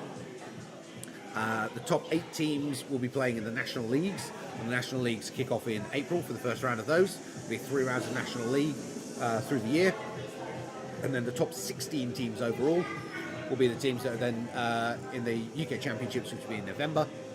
And that will go through to our a big cup tournament, take us through to our crowning our 2024 UK champions. So during the course of the season, then there are a total of 5 national matches. We had the Grand Slam tournament, which you can go and watch on the UK HADO YouTube channel. If you want to see how that played out, which is our opener to the season.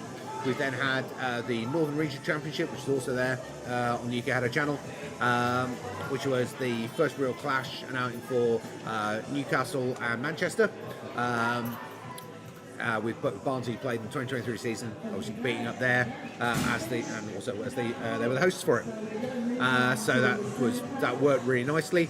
So this is our first local tournament. So we've had a national and a regional so far. This is our first local here in Brighton. Next weekend we have the Midlands Regional, and week after that we have the Southern Regional. So we're going to see those lots of new teams coming through again. Those points rankings starting to shift and move further. So it's going to be interesting to see how that table moves over the course of the season. Then we'll go through again. I think there's then potentially then a Coventry local tournament, and then the first of the National League rounds. Currently, I said first place nationally is currently Synergy. They're followed by T-Wolves, Team No, Barnsley Griffins, NUF, Fighting Mongooses, Wolfpack, and Triple Threat. They're currently our top 8. Those who said there's assuming that IDK are the team, for example, that win today, they would immediately take that 8th place from Triple Threat. And that's before they've gone through to play the regional in 2 weeks' time, where there's both higher points per match and higher bonus points for winning as well. So we're going to expect over the course of this month to see that ranking position table really start to shift and move as the London Brighton teams start making their way into that scoring table. So make sure you come watch. It's going to be really, really interesting to see how the season pans out and where it goes to. Obviously, across the course of the season, I think there's going to be roughly somewhere in the region of around 40 sanctioned matches. So between our 5 national matches spread through the year, in each gap in between, so each quarter of the year, every venue has a chance to run a local tournament, and every region has a chance to run a regional tournament. So there'll be 4 local tournaments for each venue per quarter, and 4 regional tournaments for each region per quarter. The regions are Southern, Midlands, and North at the moment. We're hoping to bring more locations on board, which may then open up more regions during the course of the season. But at the moment, it's Southern, Midlands, and North. Southern comprising of Brighton and London, Midlands of Coventry and the RAF, and Northern comprising of Barnsley and Newcastle. Getting a real nice spread, so we'll get this real good dissemination of tournaments and matches coming across the country, and we're getting a lot of new teams being drawn into this season because of that, because there's much more opportunity to get involved with the tournaments, the matches, and play. So hopefully we're going to be getting back to the point where we've got the teams up and ready to go. Said that our first semi-final is going to be IDK Rockhoppers. So Rockhoppers definitely capable. They really pushed IDK during the pool stage. So it'll be interesting to see where that goes. Boss versus Techno. Of course, and today's performance odds are very heavily there in favour of the Boss. And then obviously we've already seen the Boss take a game off of IDK today. So irrespective of who makes the final, whether it be IDK or Rockhoppers, Boss are going to be a very, very serious challenger to whoever makes it there. Unless, of course, Techno can pull something completely out of the bag and cause the biggest upset of all and manage to take that semi-final away from the Boss. Who knows? That's why you need to keep watching. So, teams are pretty much getting there now. I think we've given them probably enough recovery time. We'll get them up and running very soon for you. So, stay with us, guys, and we'll be back in a sec.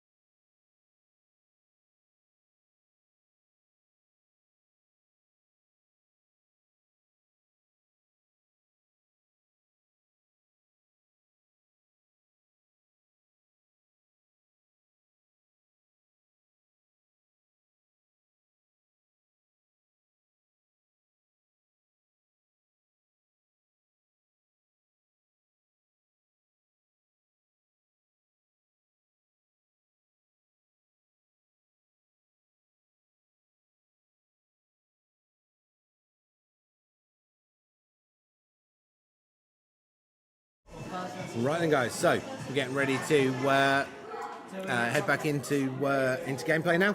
So the first of the semi-finals. So this is the first place pool team versus the third place pool team. So that is IDK versus Rockhoppers. And then the second semi-final is the second place pool team versus the fourth place pool team. So that is the Boss versus Techno.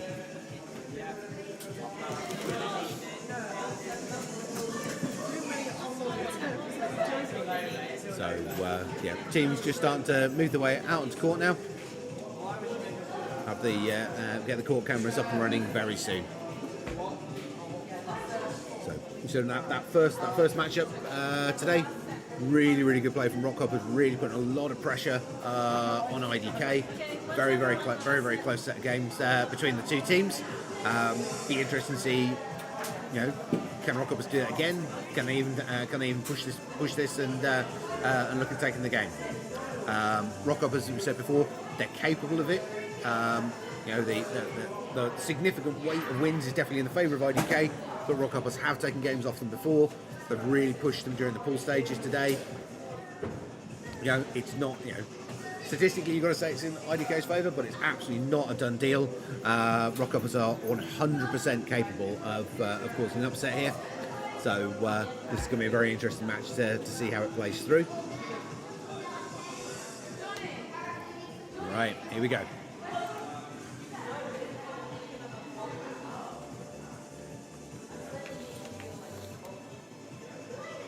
So teams just get themselves prepped and ready. This is IDK on red, Rockhoppers on blue.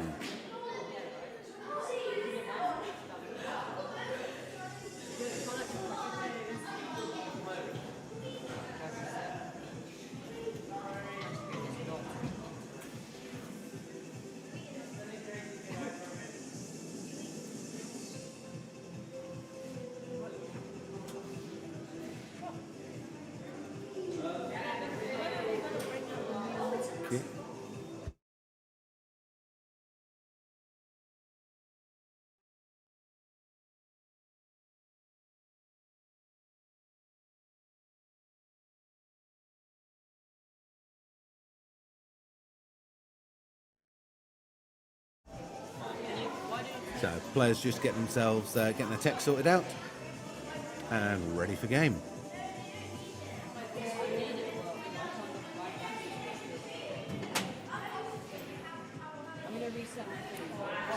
Okay, so we've got IDK players just sorting out a quick tech issue on a wrist piece. Rockhoppers just getting themselves logged in and ready.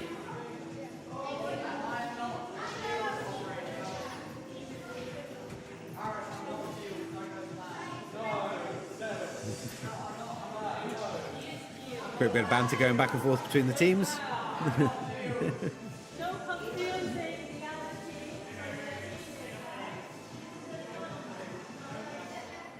Okay, just waiting for the final Rockhopper player to get themselves logged. And we'll be ready to start the first of the semi-finals here.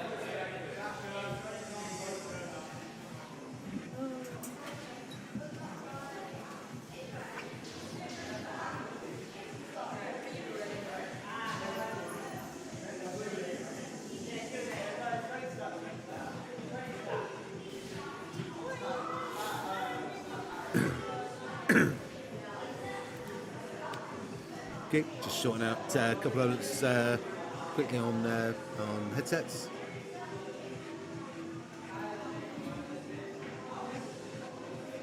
And we'll get everything up and running. So, saying, hopefully, we're going to see, well, we're definitely going to see a really good game.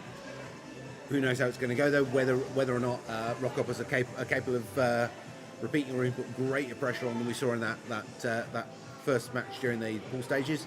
Can they actually take a game from IDK here? Not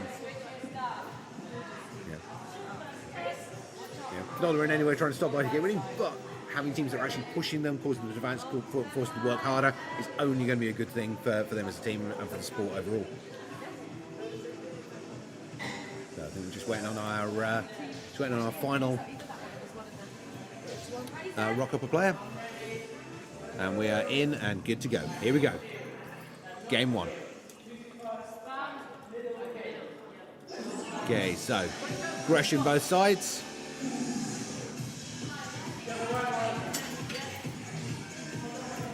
So straight assassin builds from IDK, mix 2 assassin, 1 technician from Rockhoppers. All about firepower and movement, no shields. Nice aggressive movement for teams. Bit of a crossover there from IDK, and that's cost them a point. 1 point apiece, 30 seconds played. Can Rockhoppers keep this pressure up? Can they capitalise on it at all? 3-1 now. IDK starting to open up a lead here. 4-1, halfway mark. Great slide and shield there. 3-point lead, 4-point lead now to IDK. Rockhoppers really need to get a score here. Try and get themselves back into this in any way. Slowly clipping away at those life marks on IDK, but unable to actually get a final hit in and get a point on the board here. 5-point lead, 6-point lead. Rockhoppers really getting pushed.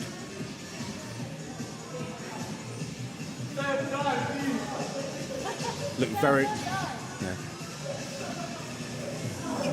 7-2. Great win there from IDK. Looking at the Rockhoppers build, I'd say it was a pretty safe bet. They were expecting shield use there from IDK, and what they got was just straight firepower. So that technician, although he could put a lot of shots out, they were slow, they were small, which rendered him almost useless against the IDK dodging, meaning it was almost like it was pretty much a 2 versus 3 game. It's a very hard matchup there for Rockhoppers. As ever, you never know your opponent's stats until you start the game. It was a gamble. And unfortunately, well, they did not win that time round. But that is game 1 of best of 3. Let's see what they go for in the next round. Yeah, are we going to see that firepower again from IDK, or are they going to effectively call the Rockhoppers bluff and shift up to shields this time round? And which coin toss option are Rockhoppers going to go with? All right, let's see where they go. So. We know the team. We know Rockhoppers are capable of this, but they chose badly on the stat set there. In game 1, guessed wrong on the IDK tactics. See where they get to in game 2. Well, definitely got fast shots coming in from the side there from Shadowball and Ghost. Paris being cagey about his build. There we go, no shields again, and Rockhoppers have gone for a technician player. So it's going to be hard. They were gambling on IDK going shields.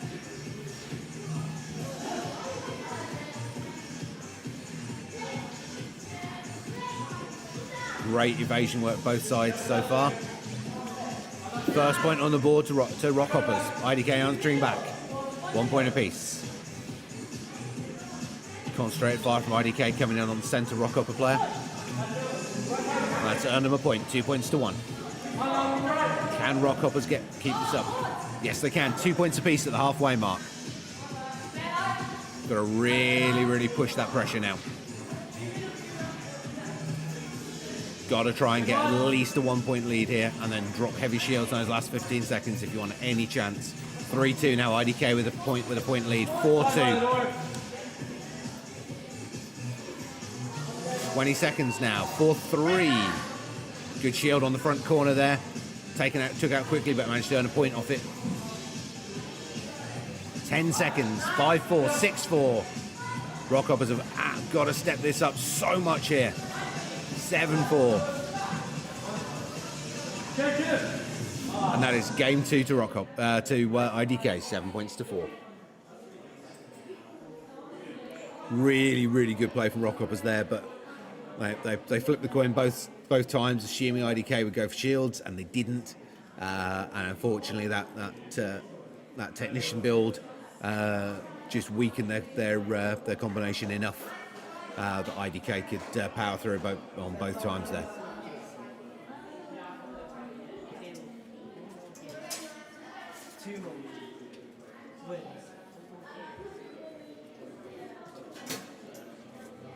So, excellent play there from IDK. Said it was coin flip on the stat builds there from Rockhoppers both times, and both times they chose wrong, expecting to see a shielder and got firepower instead. But that was the breaks. That's why it's such a tactical setup on the game and play. So that is therefore IDK through to the final, Rockhoppers through to the third place playoff, and we have our second semi-final, the Boss versus Techno. Let's see what they can do.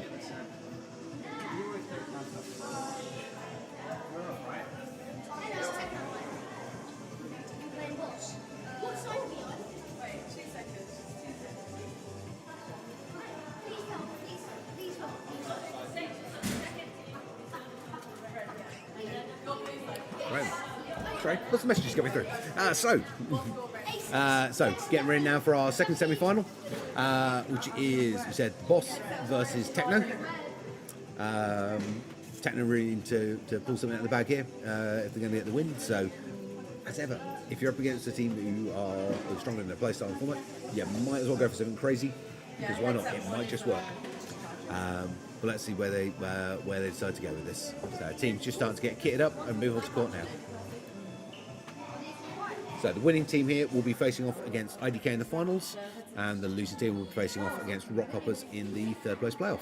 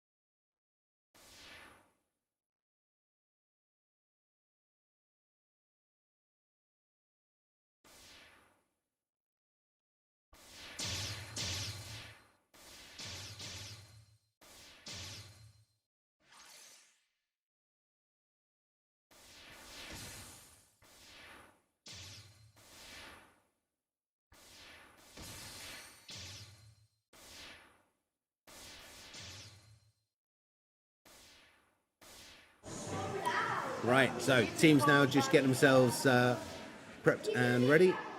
So all 6 of our players now logged. So Boss on red, Techno on blue for our second semi-final. Here we go. So firepower both sides. So for a lot of dodge, evasion, and shooting.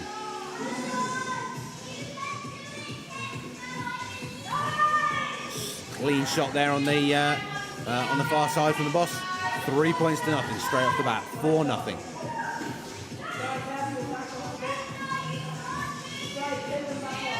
A lot of one-shot takedowns from the Boss on Techno there. Opening up in that initial flurry, really opening up the scoreline for them. 30 seconds played, 9-0. 9-1, Techno are on the board. 9-2. You're up against a stronger team. It's all about what can you achieve. Don't get worried too much on the final outcome. Just worry about what you can achieve. How many points can you rack up? How well can you evade? How low can you keep your knockout to your score to point giveaway or KD ratio? How well can you control that? 3 points on the board now for Techno. 20 points on the board for Boss. 10 seconds remaining. This is a clear dominating win for the Boss in game 1.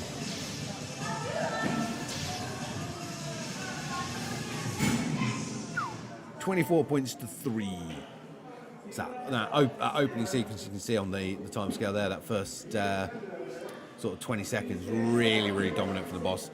Whole series of one-shot takedowns that absolutely put Techno on the back foot, and they never had a chance to really get back into the game from there on out.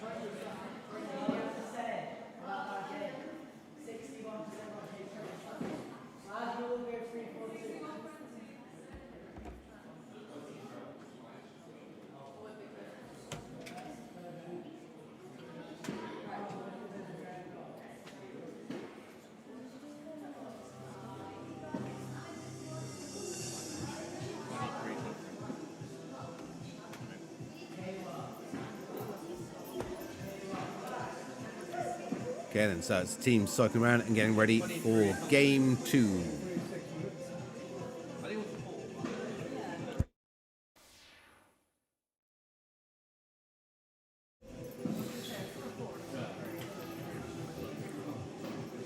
Okay, so Boss just having a quick tactical discussion, just sorting out their stats there. Techno on a last minute chat as well. Given how low the charge rates were on the Boss team, shield or even a double shielder format from Techno could cause a fair bit of chaos for them. So let's see if they've spotted that opportunity, or whether they're just going try and match that firepower and dodge again as they did in game 1.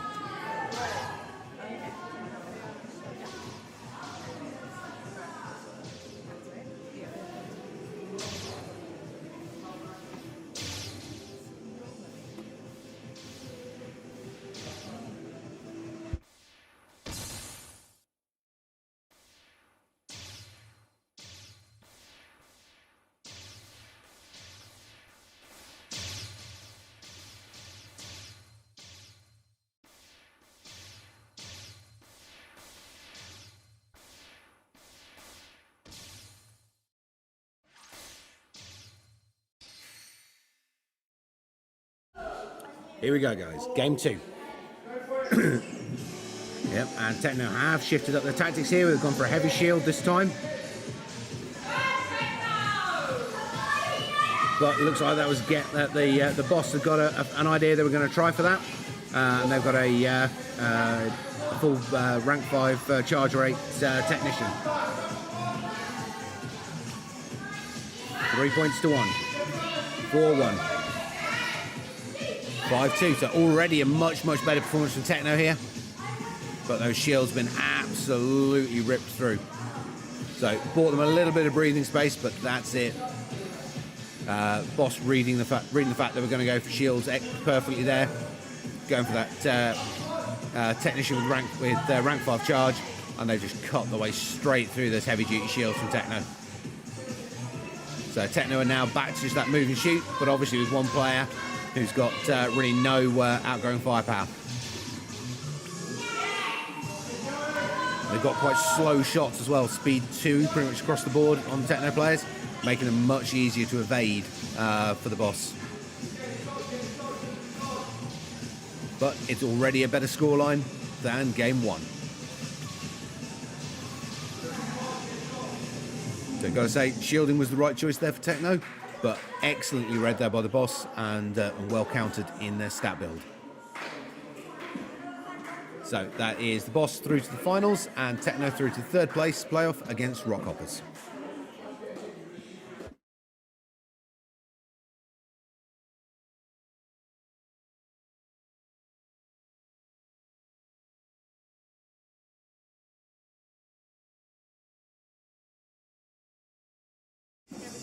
So moving into the final 2 matches here. So they'll be starting with the 3rd place playoff, which is Techno versus Rockhoppers, and then the final IDK Boss. I saw during that pool stage, Boss managed to took the IDK game to a third round playoff, took the game cleanly off them.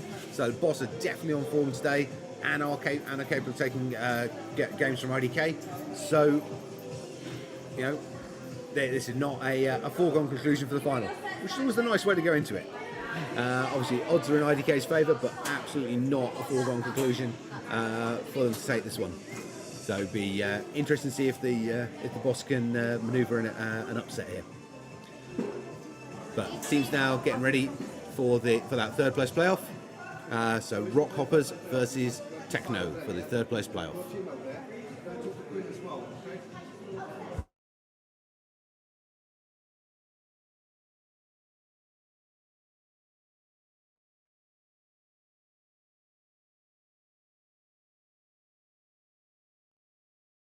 Okay, it'll be Rockhoppers playing on red, Techno on blue.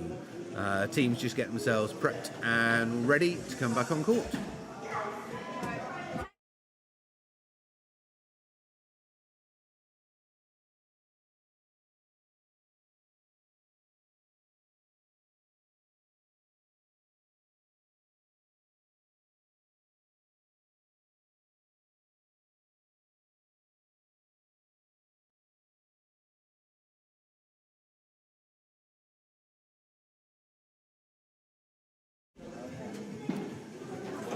Okay, so teams just quickly swapping gear over and getting ready to head out onto court. So, Rockhoppers versus Techno. So it'd be interesting to see what Techno go with. They jumped at their tactics there against the boss.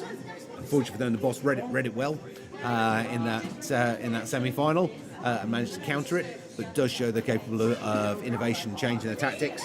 Obviously, they train against Rockhoppers here in Brighton on a regular basis, and they've seen how they're playing so far this tournament. Interesting to see what they choose to try and throw against them.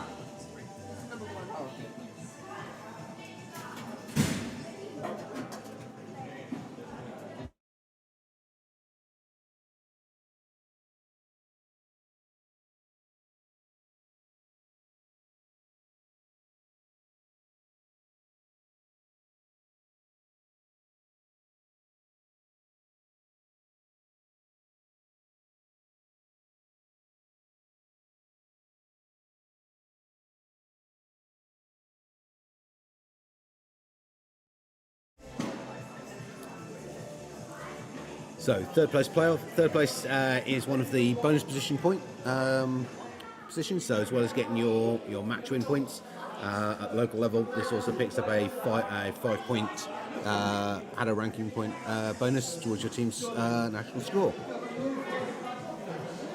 So at this point, Rockhoppers have 2 match wins under the belt, so they currently have 2 ranking points. If they can take this and obviously pick up the bonus, that will take them to 8 ranking points overall.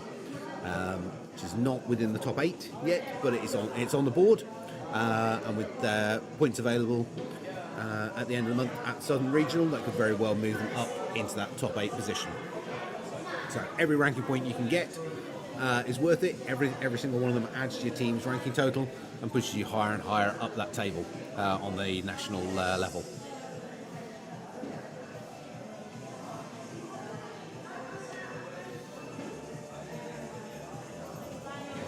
Yeah, so just waiting for the players to finish getting themselves logged in. So the headsets the players wear, they track off the artwork on those banners at either side of the pitch. They just need to get nice clean views and just lock the tracking in, and that lets them be able to the system follow them as they move around the court.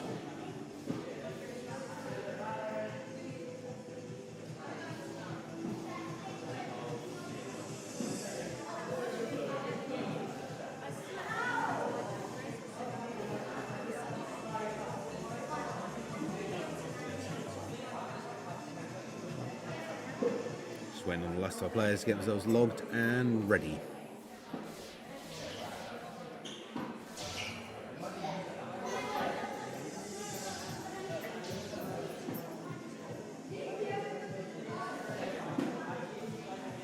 So it's 2 Rockhoppers, 1 Techno so far.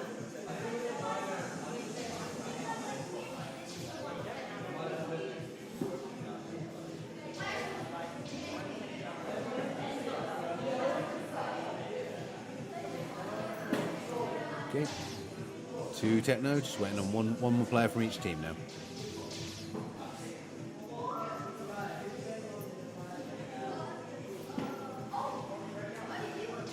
Okay, so there's all of our Rockhoppers players in, waiting for our final Techno player to join them to get themselves logged, and we'll get this third place playoff underway.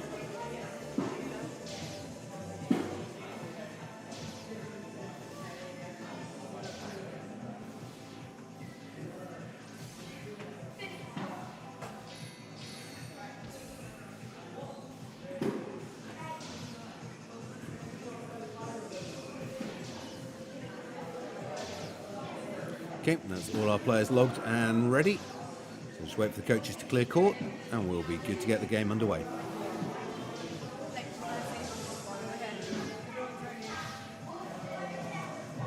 Here we go, game on.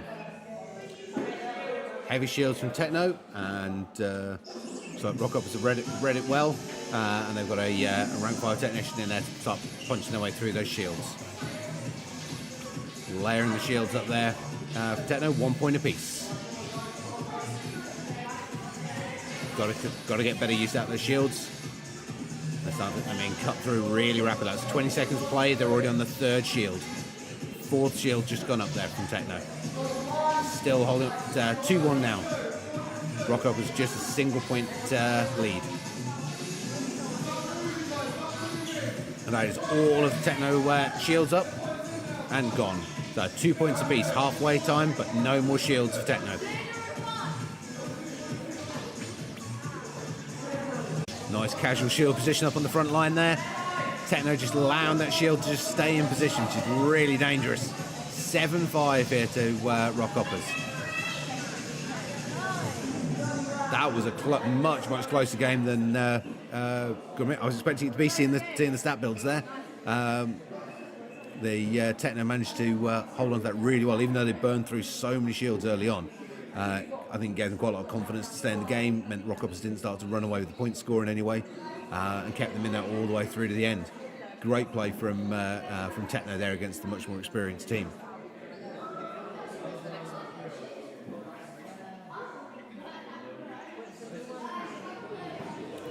So that is game one of the third round playoff to Rockhoppers. If Rockhoppers take this, they obviously take that third place and the bonus points associated to it. Or can Techno manage an upset? Because that was closer than I was expecting it to be, and that was good. Good tactical use on the good call on the shielding. I think if they'd managed to spread it out a bit more, managed to drop alter their positioning a bit on it, they could have made more advantage out of it. But again, very well read from Rockhoppers with that rank 5 charger, rank 5 charge on their technician. Previously, they've been going sort of like 4s on their technician, which would have taken things a lot longer to punch through. But it's the thing where you're with teams that you train with on a regular basis and play with on a regular basis, you kind of get a feel for some of the tactics. You've seen them play so many times before. You've got an idea of where they're going to go, which is always an advantage when you're trying to get that sort of second guess them and get the right combination across your team to face off against them. So, are Techno going to go shields again, or are they going to sort of gamble and go firepower and assume that Rockhoppers will go for another high charge technician?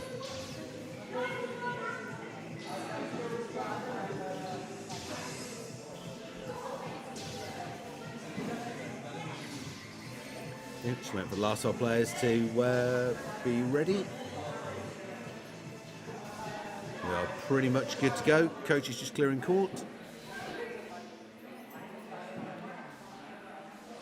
And here we go. Game on. More okay, so Techno have upped the shields.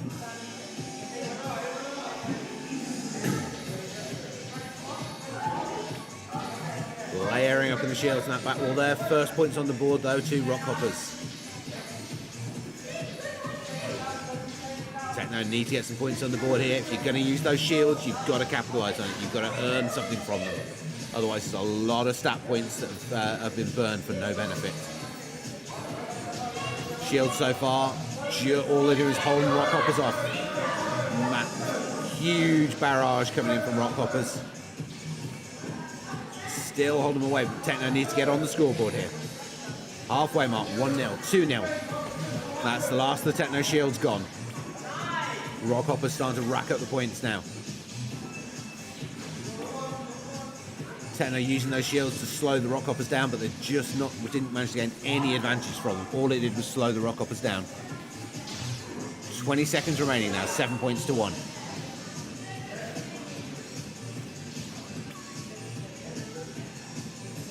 Rockhoppers really getting that focused fire going.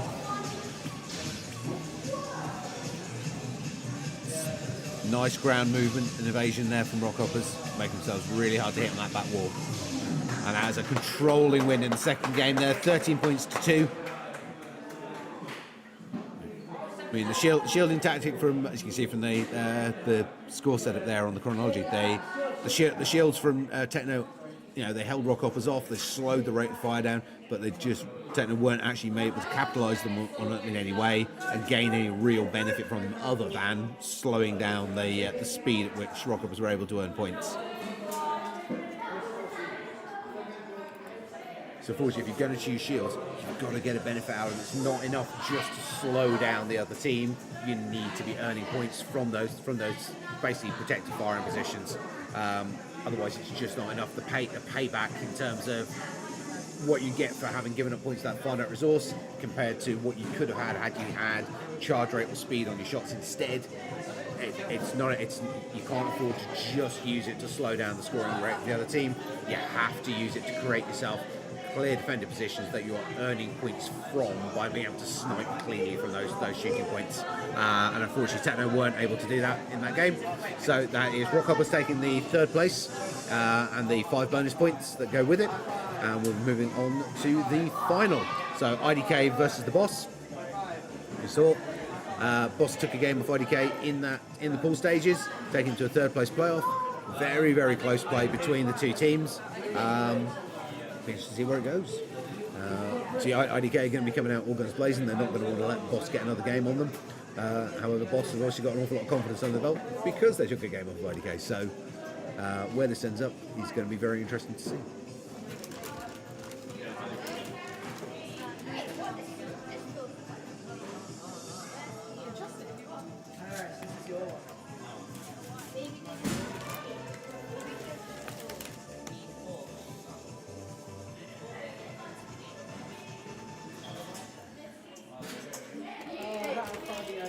Okay, so it's currently stands at 5 match wins so far in this tournament for IDK and 4 match wins so far for the Boss. Boss has only lost against IDK, but said that did go to a third round playoff. So Boss know that going into this knowing they can take games from IDK. So if we're looking at past performance, the odds are in favour of IDK. However, Boss absolutely showing they're on form today and are capable of and have the capacity to cause an upset.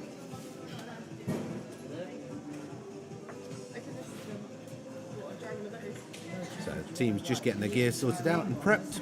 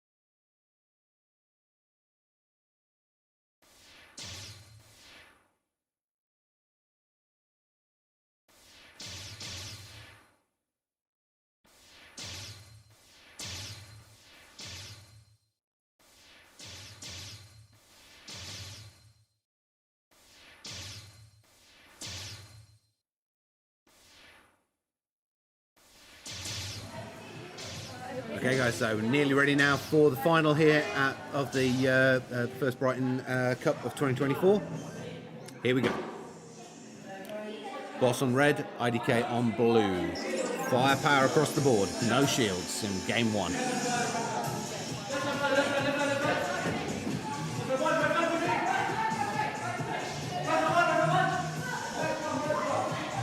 Good evasion. Points on the board for both sides, 1 point apiece. 2-1 for a Boss. 20 seconds played. Great evasion work from both sides here. 3-1 now. Boss with a 2-point lead, 3-point lead for the Boss. 4-2 coming up on the halfway mark. Good shield point there in the centre point from Boss, just breaking up that counter-attack flurry from IDK. 2-point lead still for the Boss. coming in. 30 seconds. 4-point lead for the boss. 30 seconds remaining.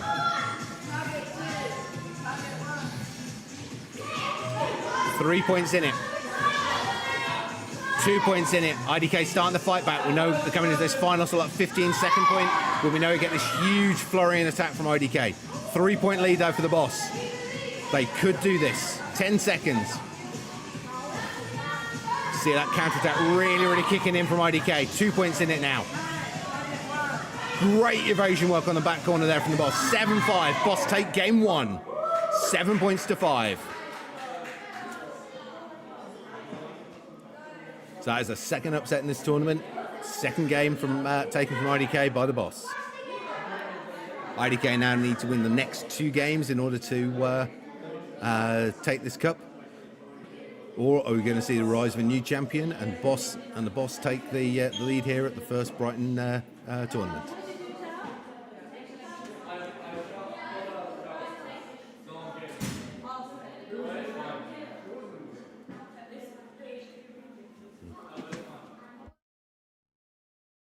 Okay, so sorry about the delay there, folks.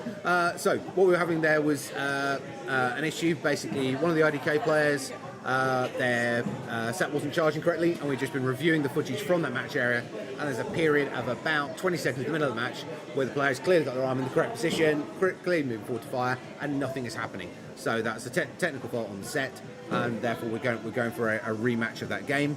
So the result from game 1 isn't going to stand. Whatever the result from this rematch is will be the outcome that goes forward.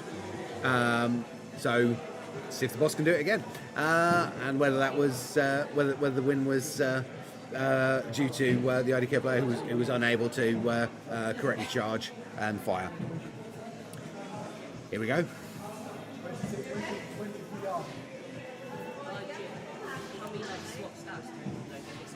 Yes.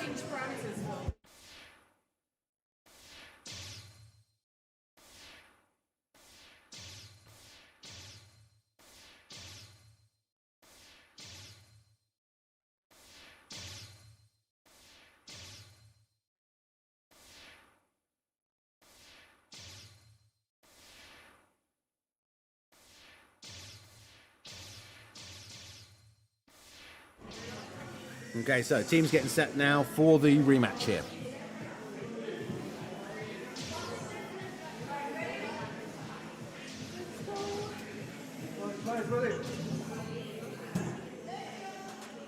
Okay, so firepower again. Pretty similar builds to the first round.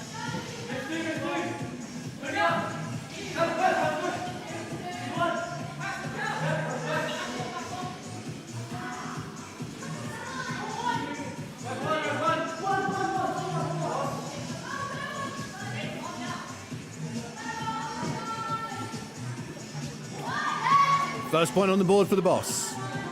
30 seconds played. IDK yet to score. Great evasion work from the boss.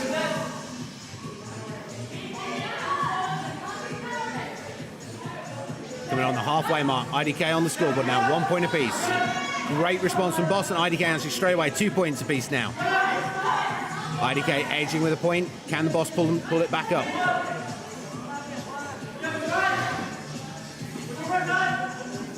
Good shield play there from both sides there, really breaking up the flow of shots. 20 seconds remaining. IDK now with a 2 point lead. Going to this final 15 seconds. Expect to see that big acceleration again from IDK. 10 seconds remaining. 3 points in it now.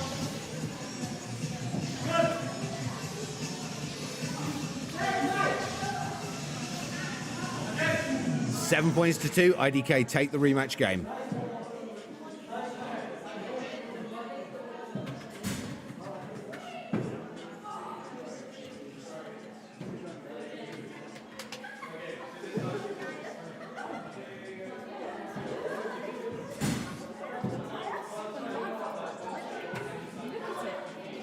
So that is game 1 to IDK after that, after the reset for the rematch.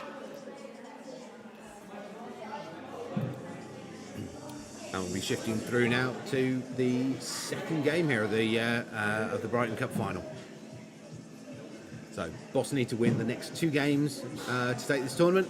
IDK just need to win either of the next 2 games to take the tournament. So pressure very much on the Boss now.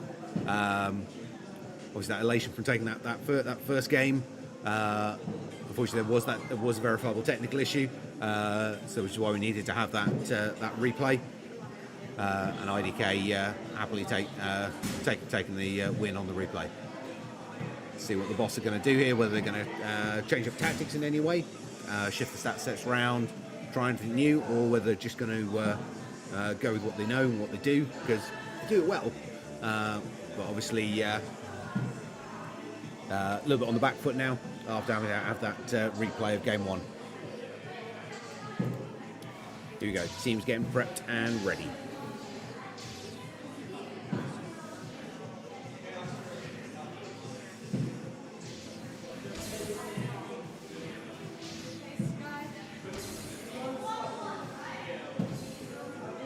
Okay, so that is all 3 of the IDK players ready to go.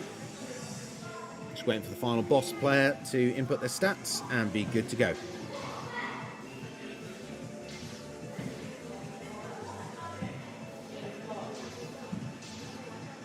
Okay, that is all 6 players in game. Here we go, game 2. Pretty much same builds across the board there. So evasion and firepower both sides.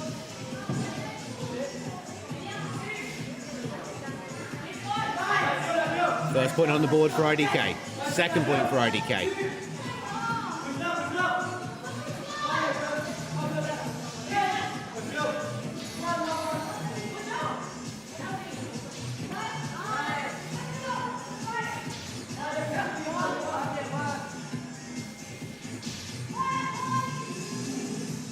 Two-point lead for IDK here as we're approaching the halfway mark. Can the Boss get some more points on the board here and try and close that gap up? Really, really good evasion there on the far left from IDK. 3 points to 2 now. Single point in it. Can Boss get another point? Going to keep IDK within range. Coming into the final quarter now. IDK with another point on the board. 3 points difference now. 4 points difference. 15 seconds remaining. 10 seconds.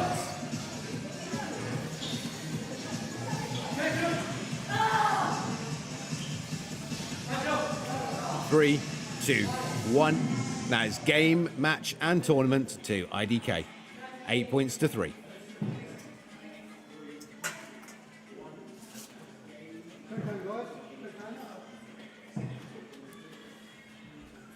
So that was really well played, both sides.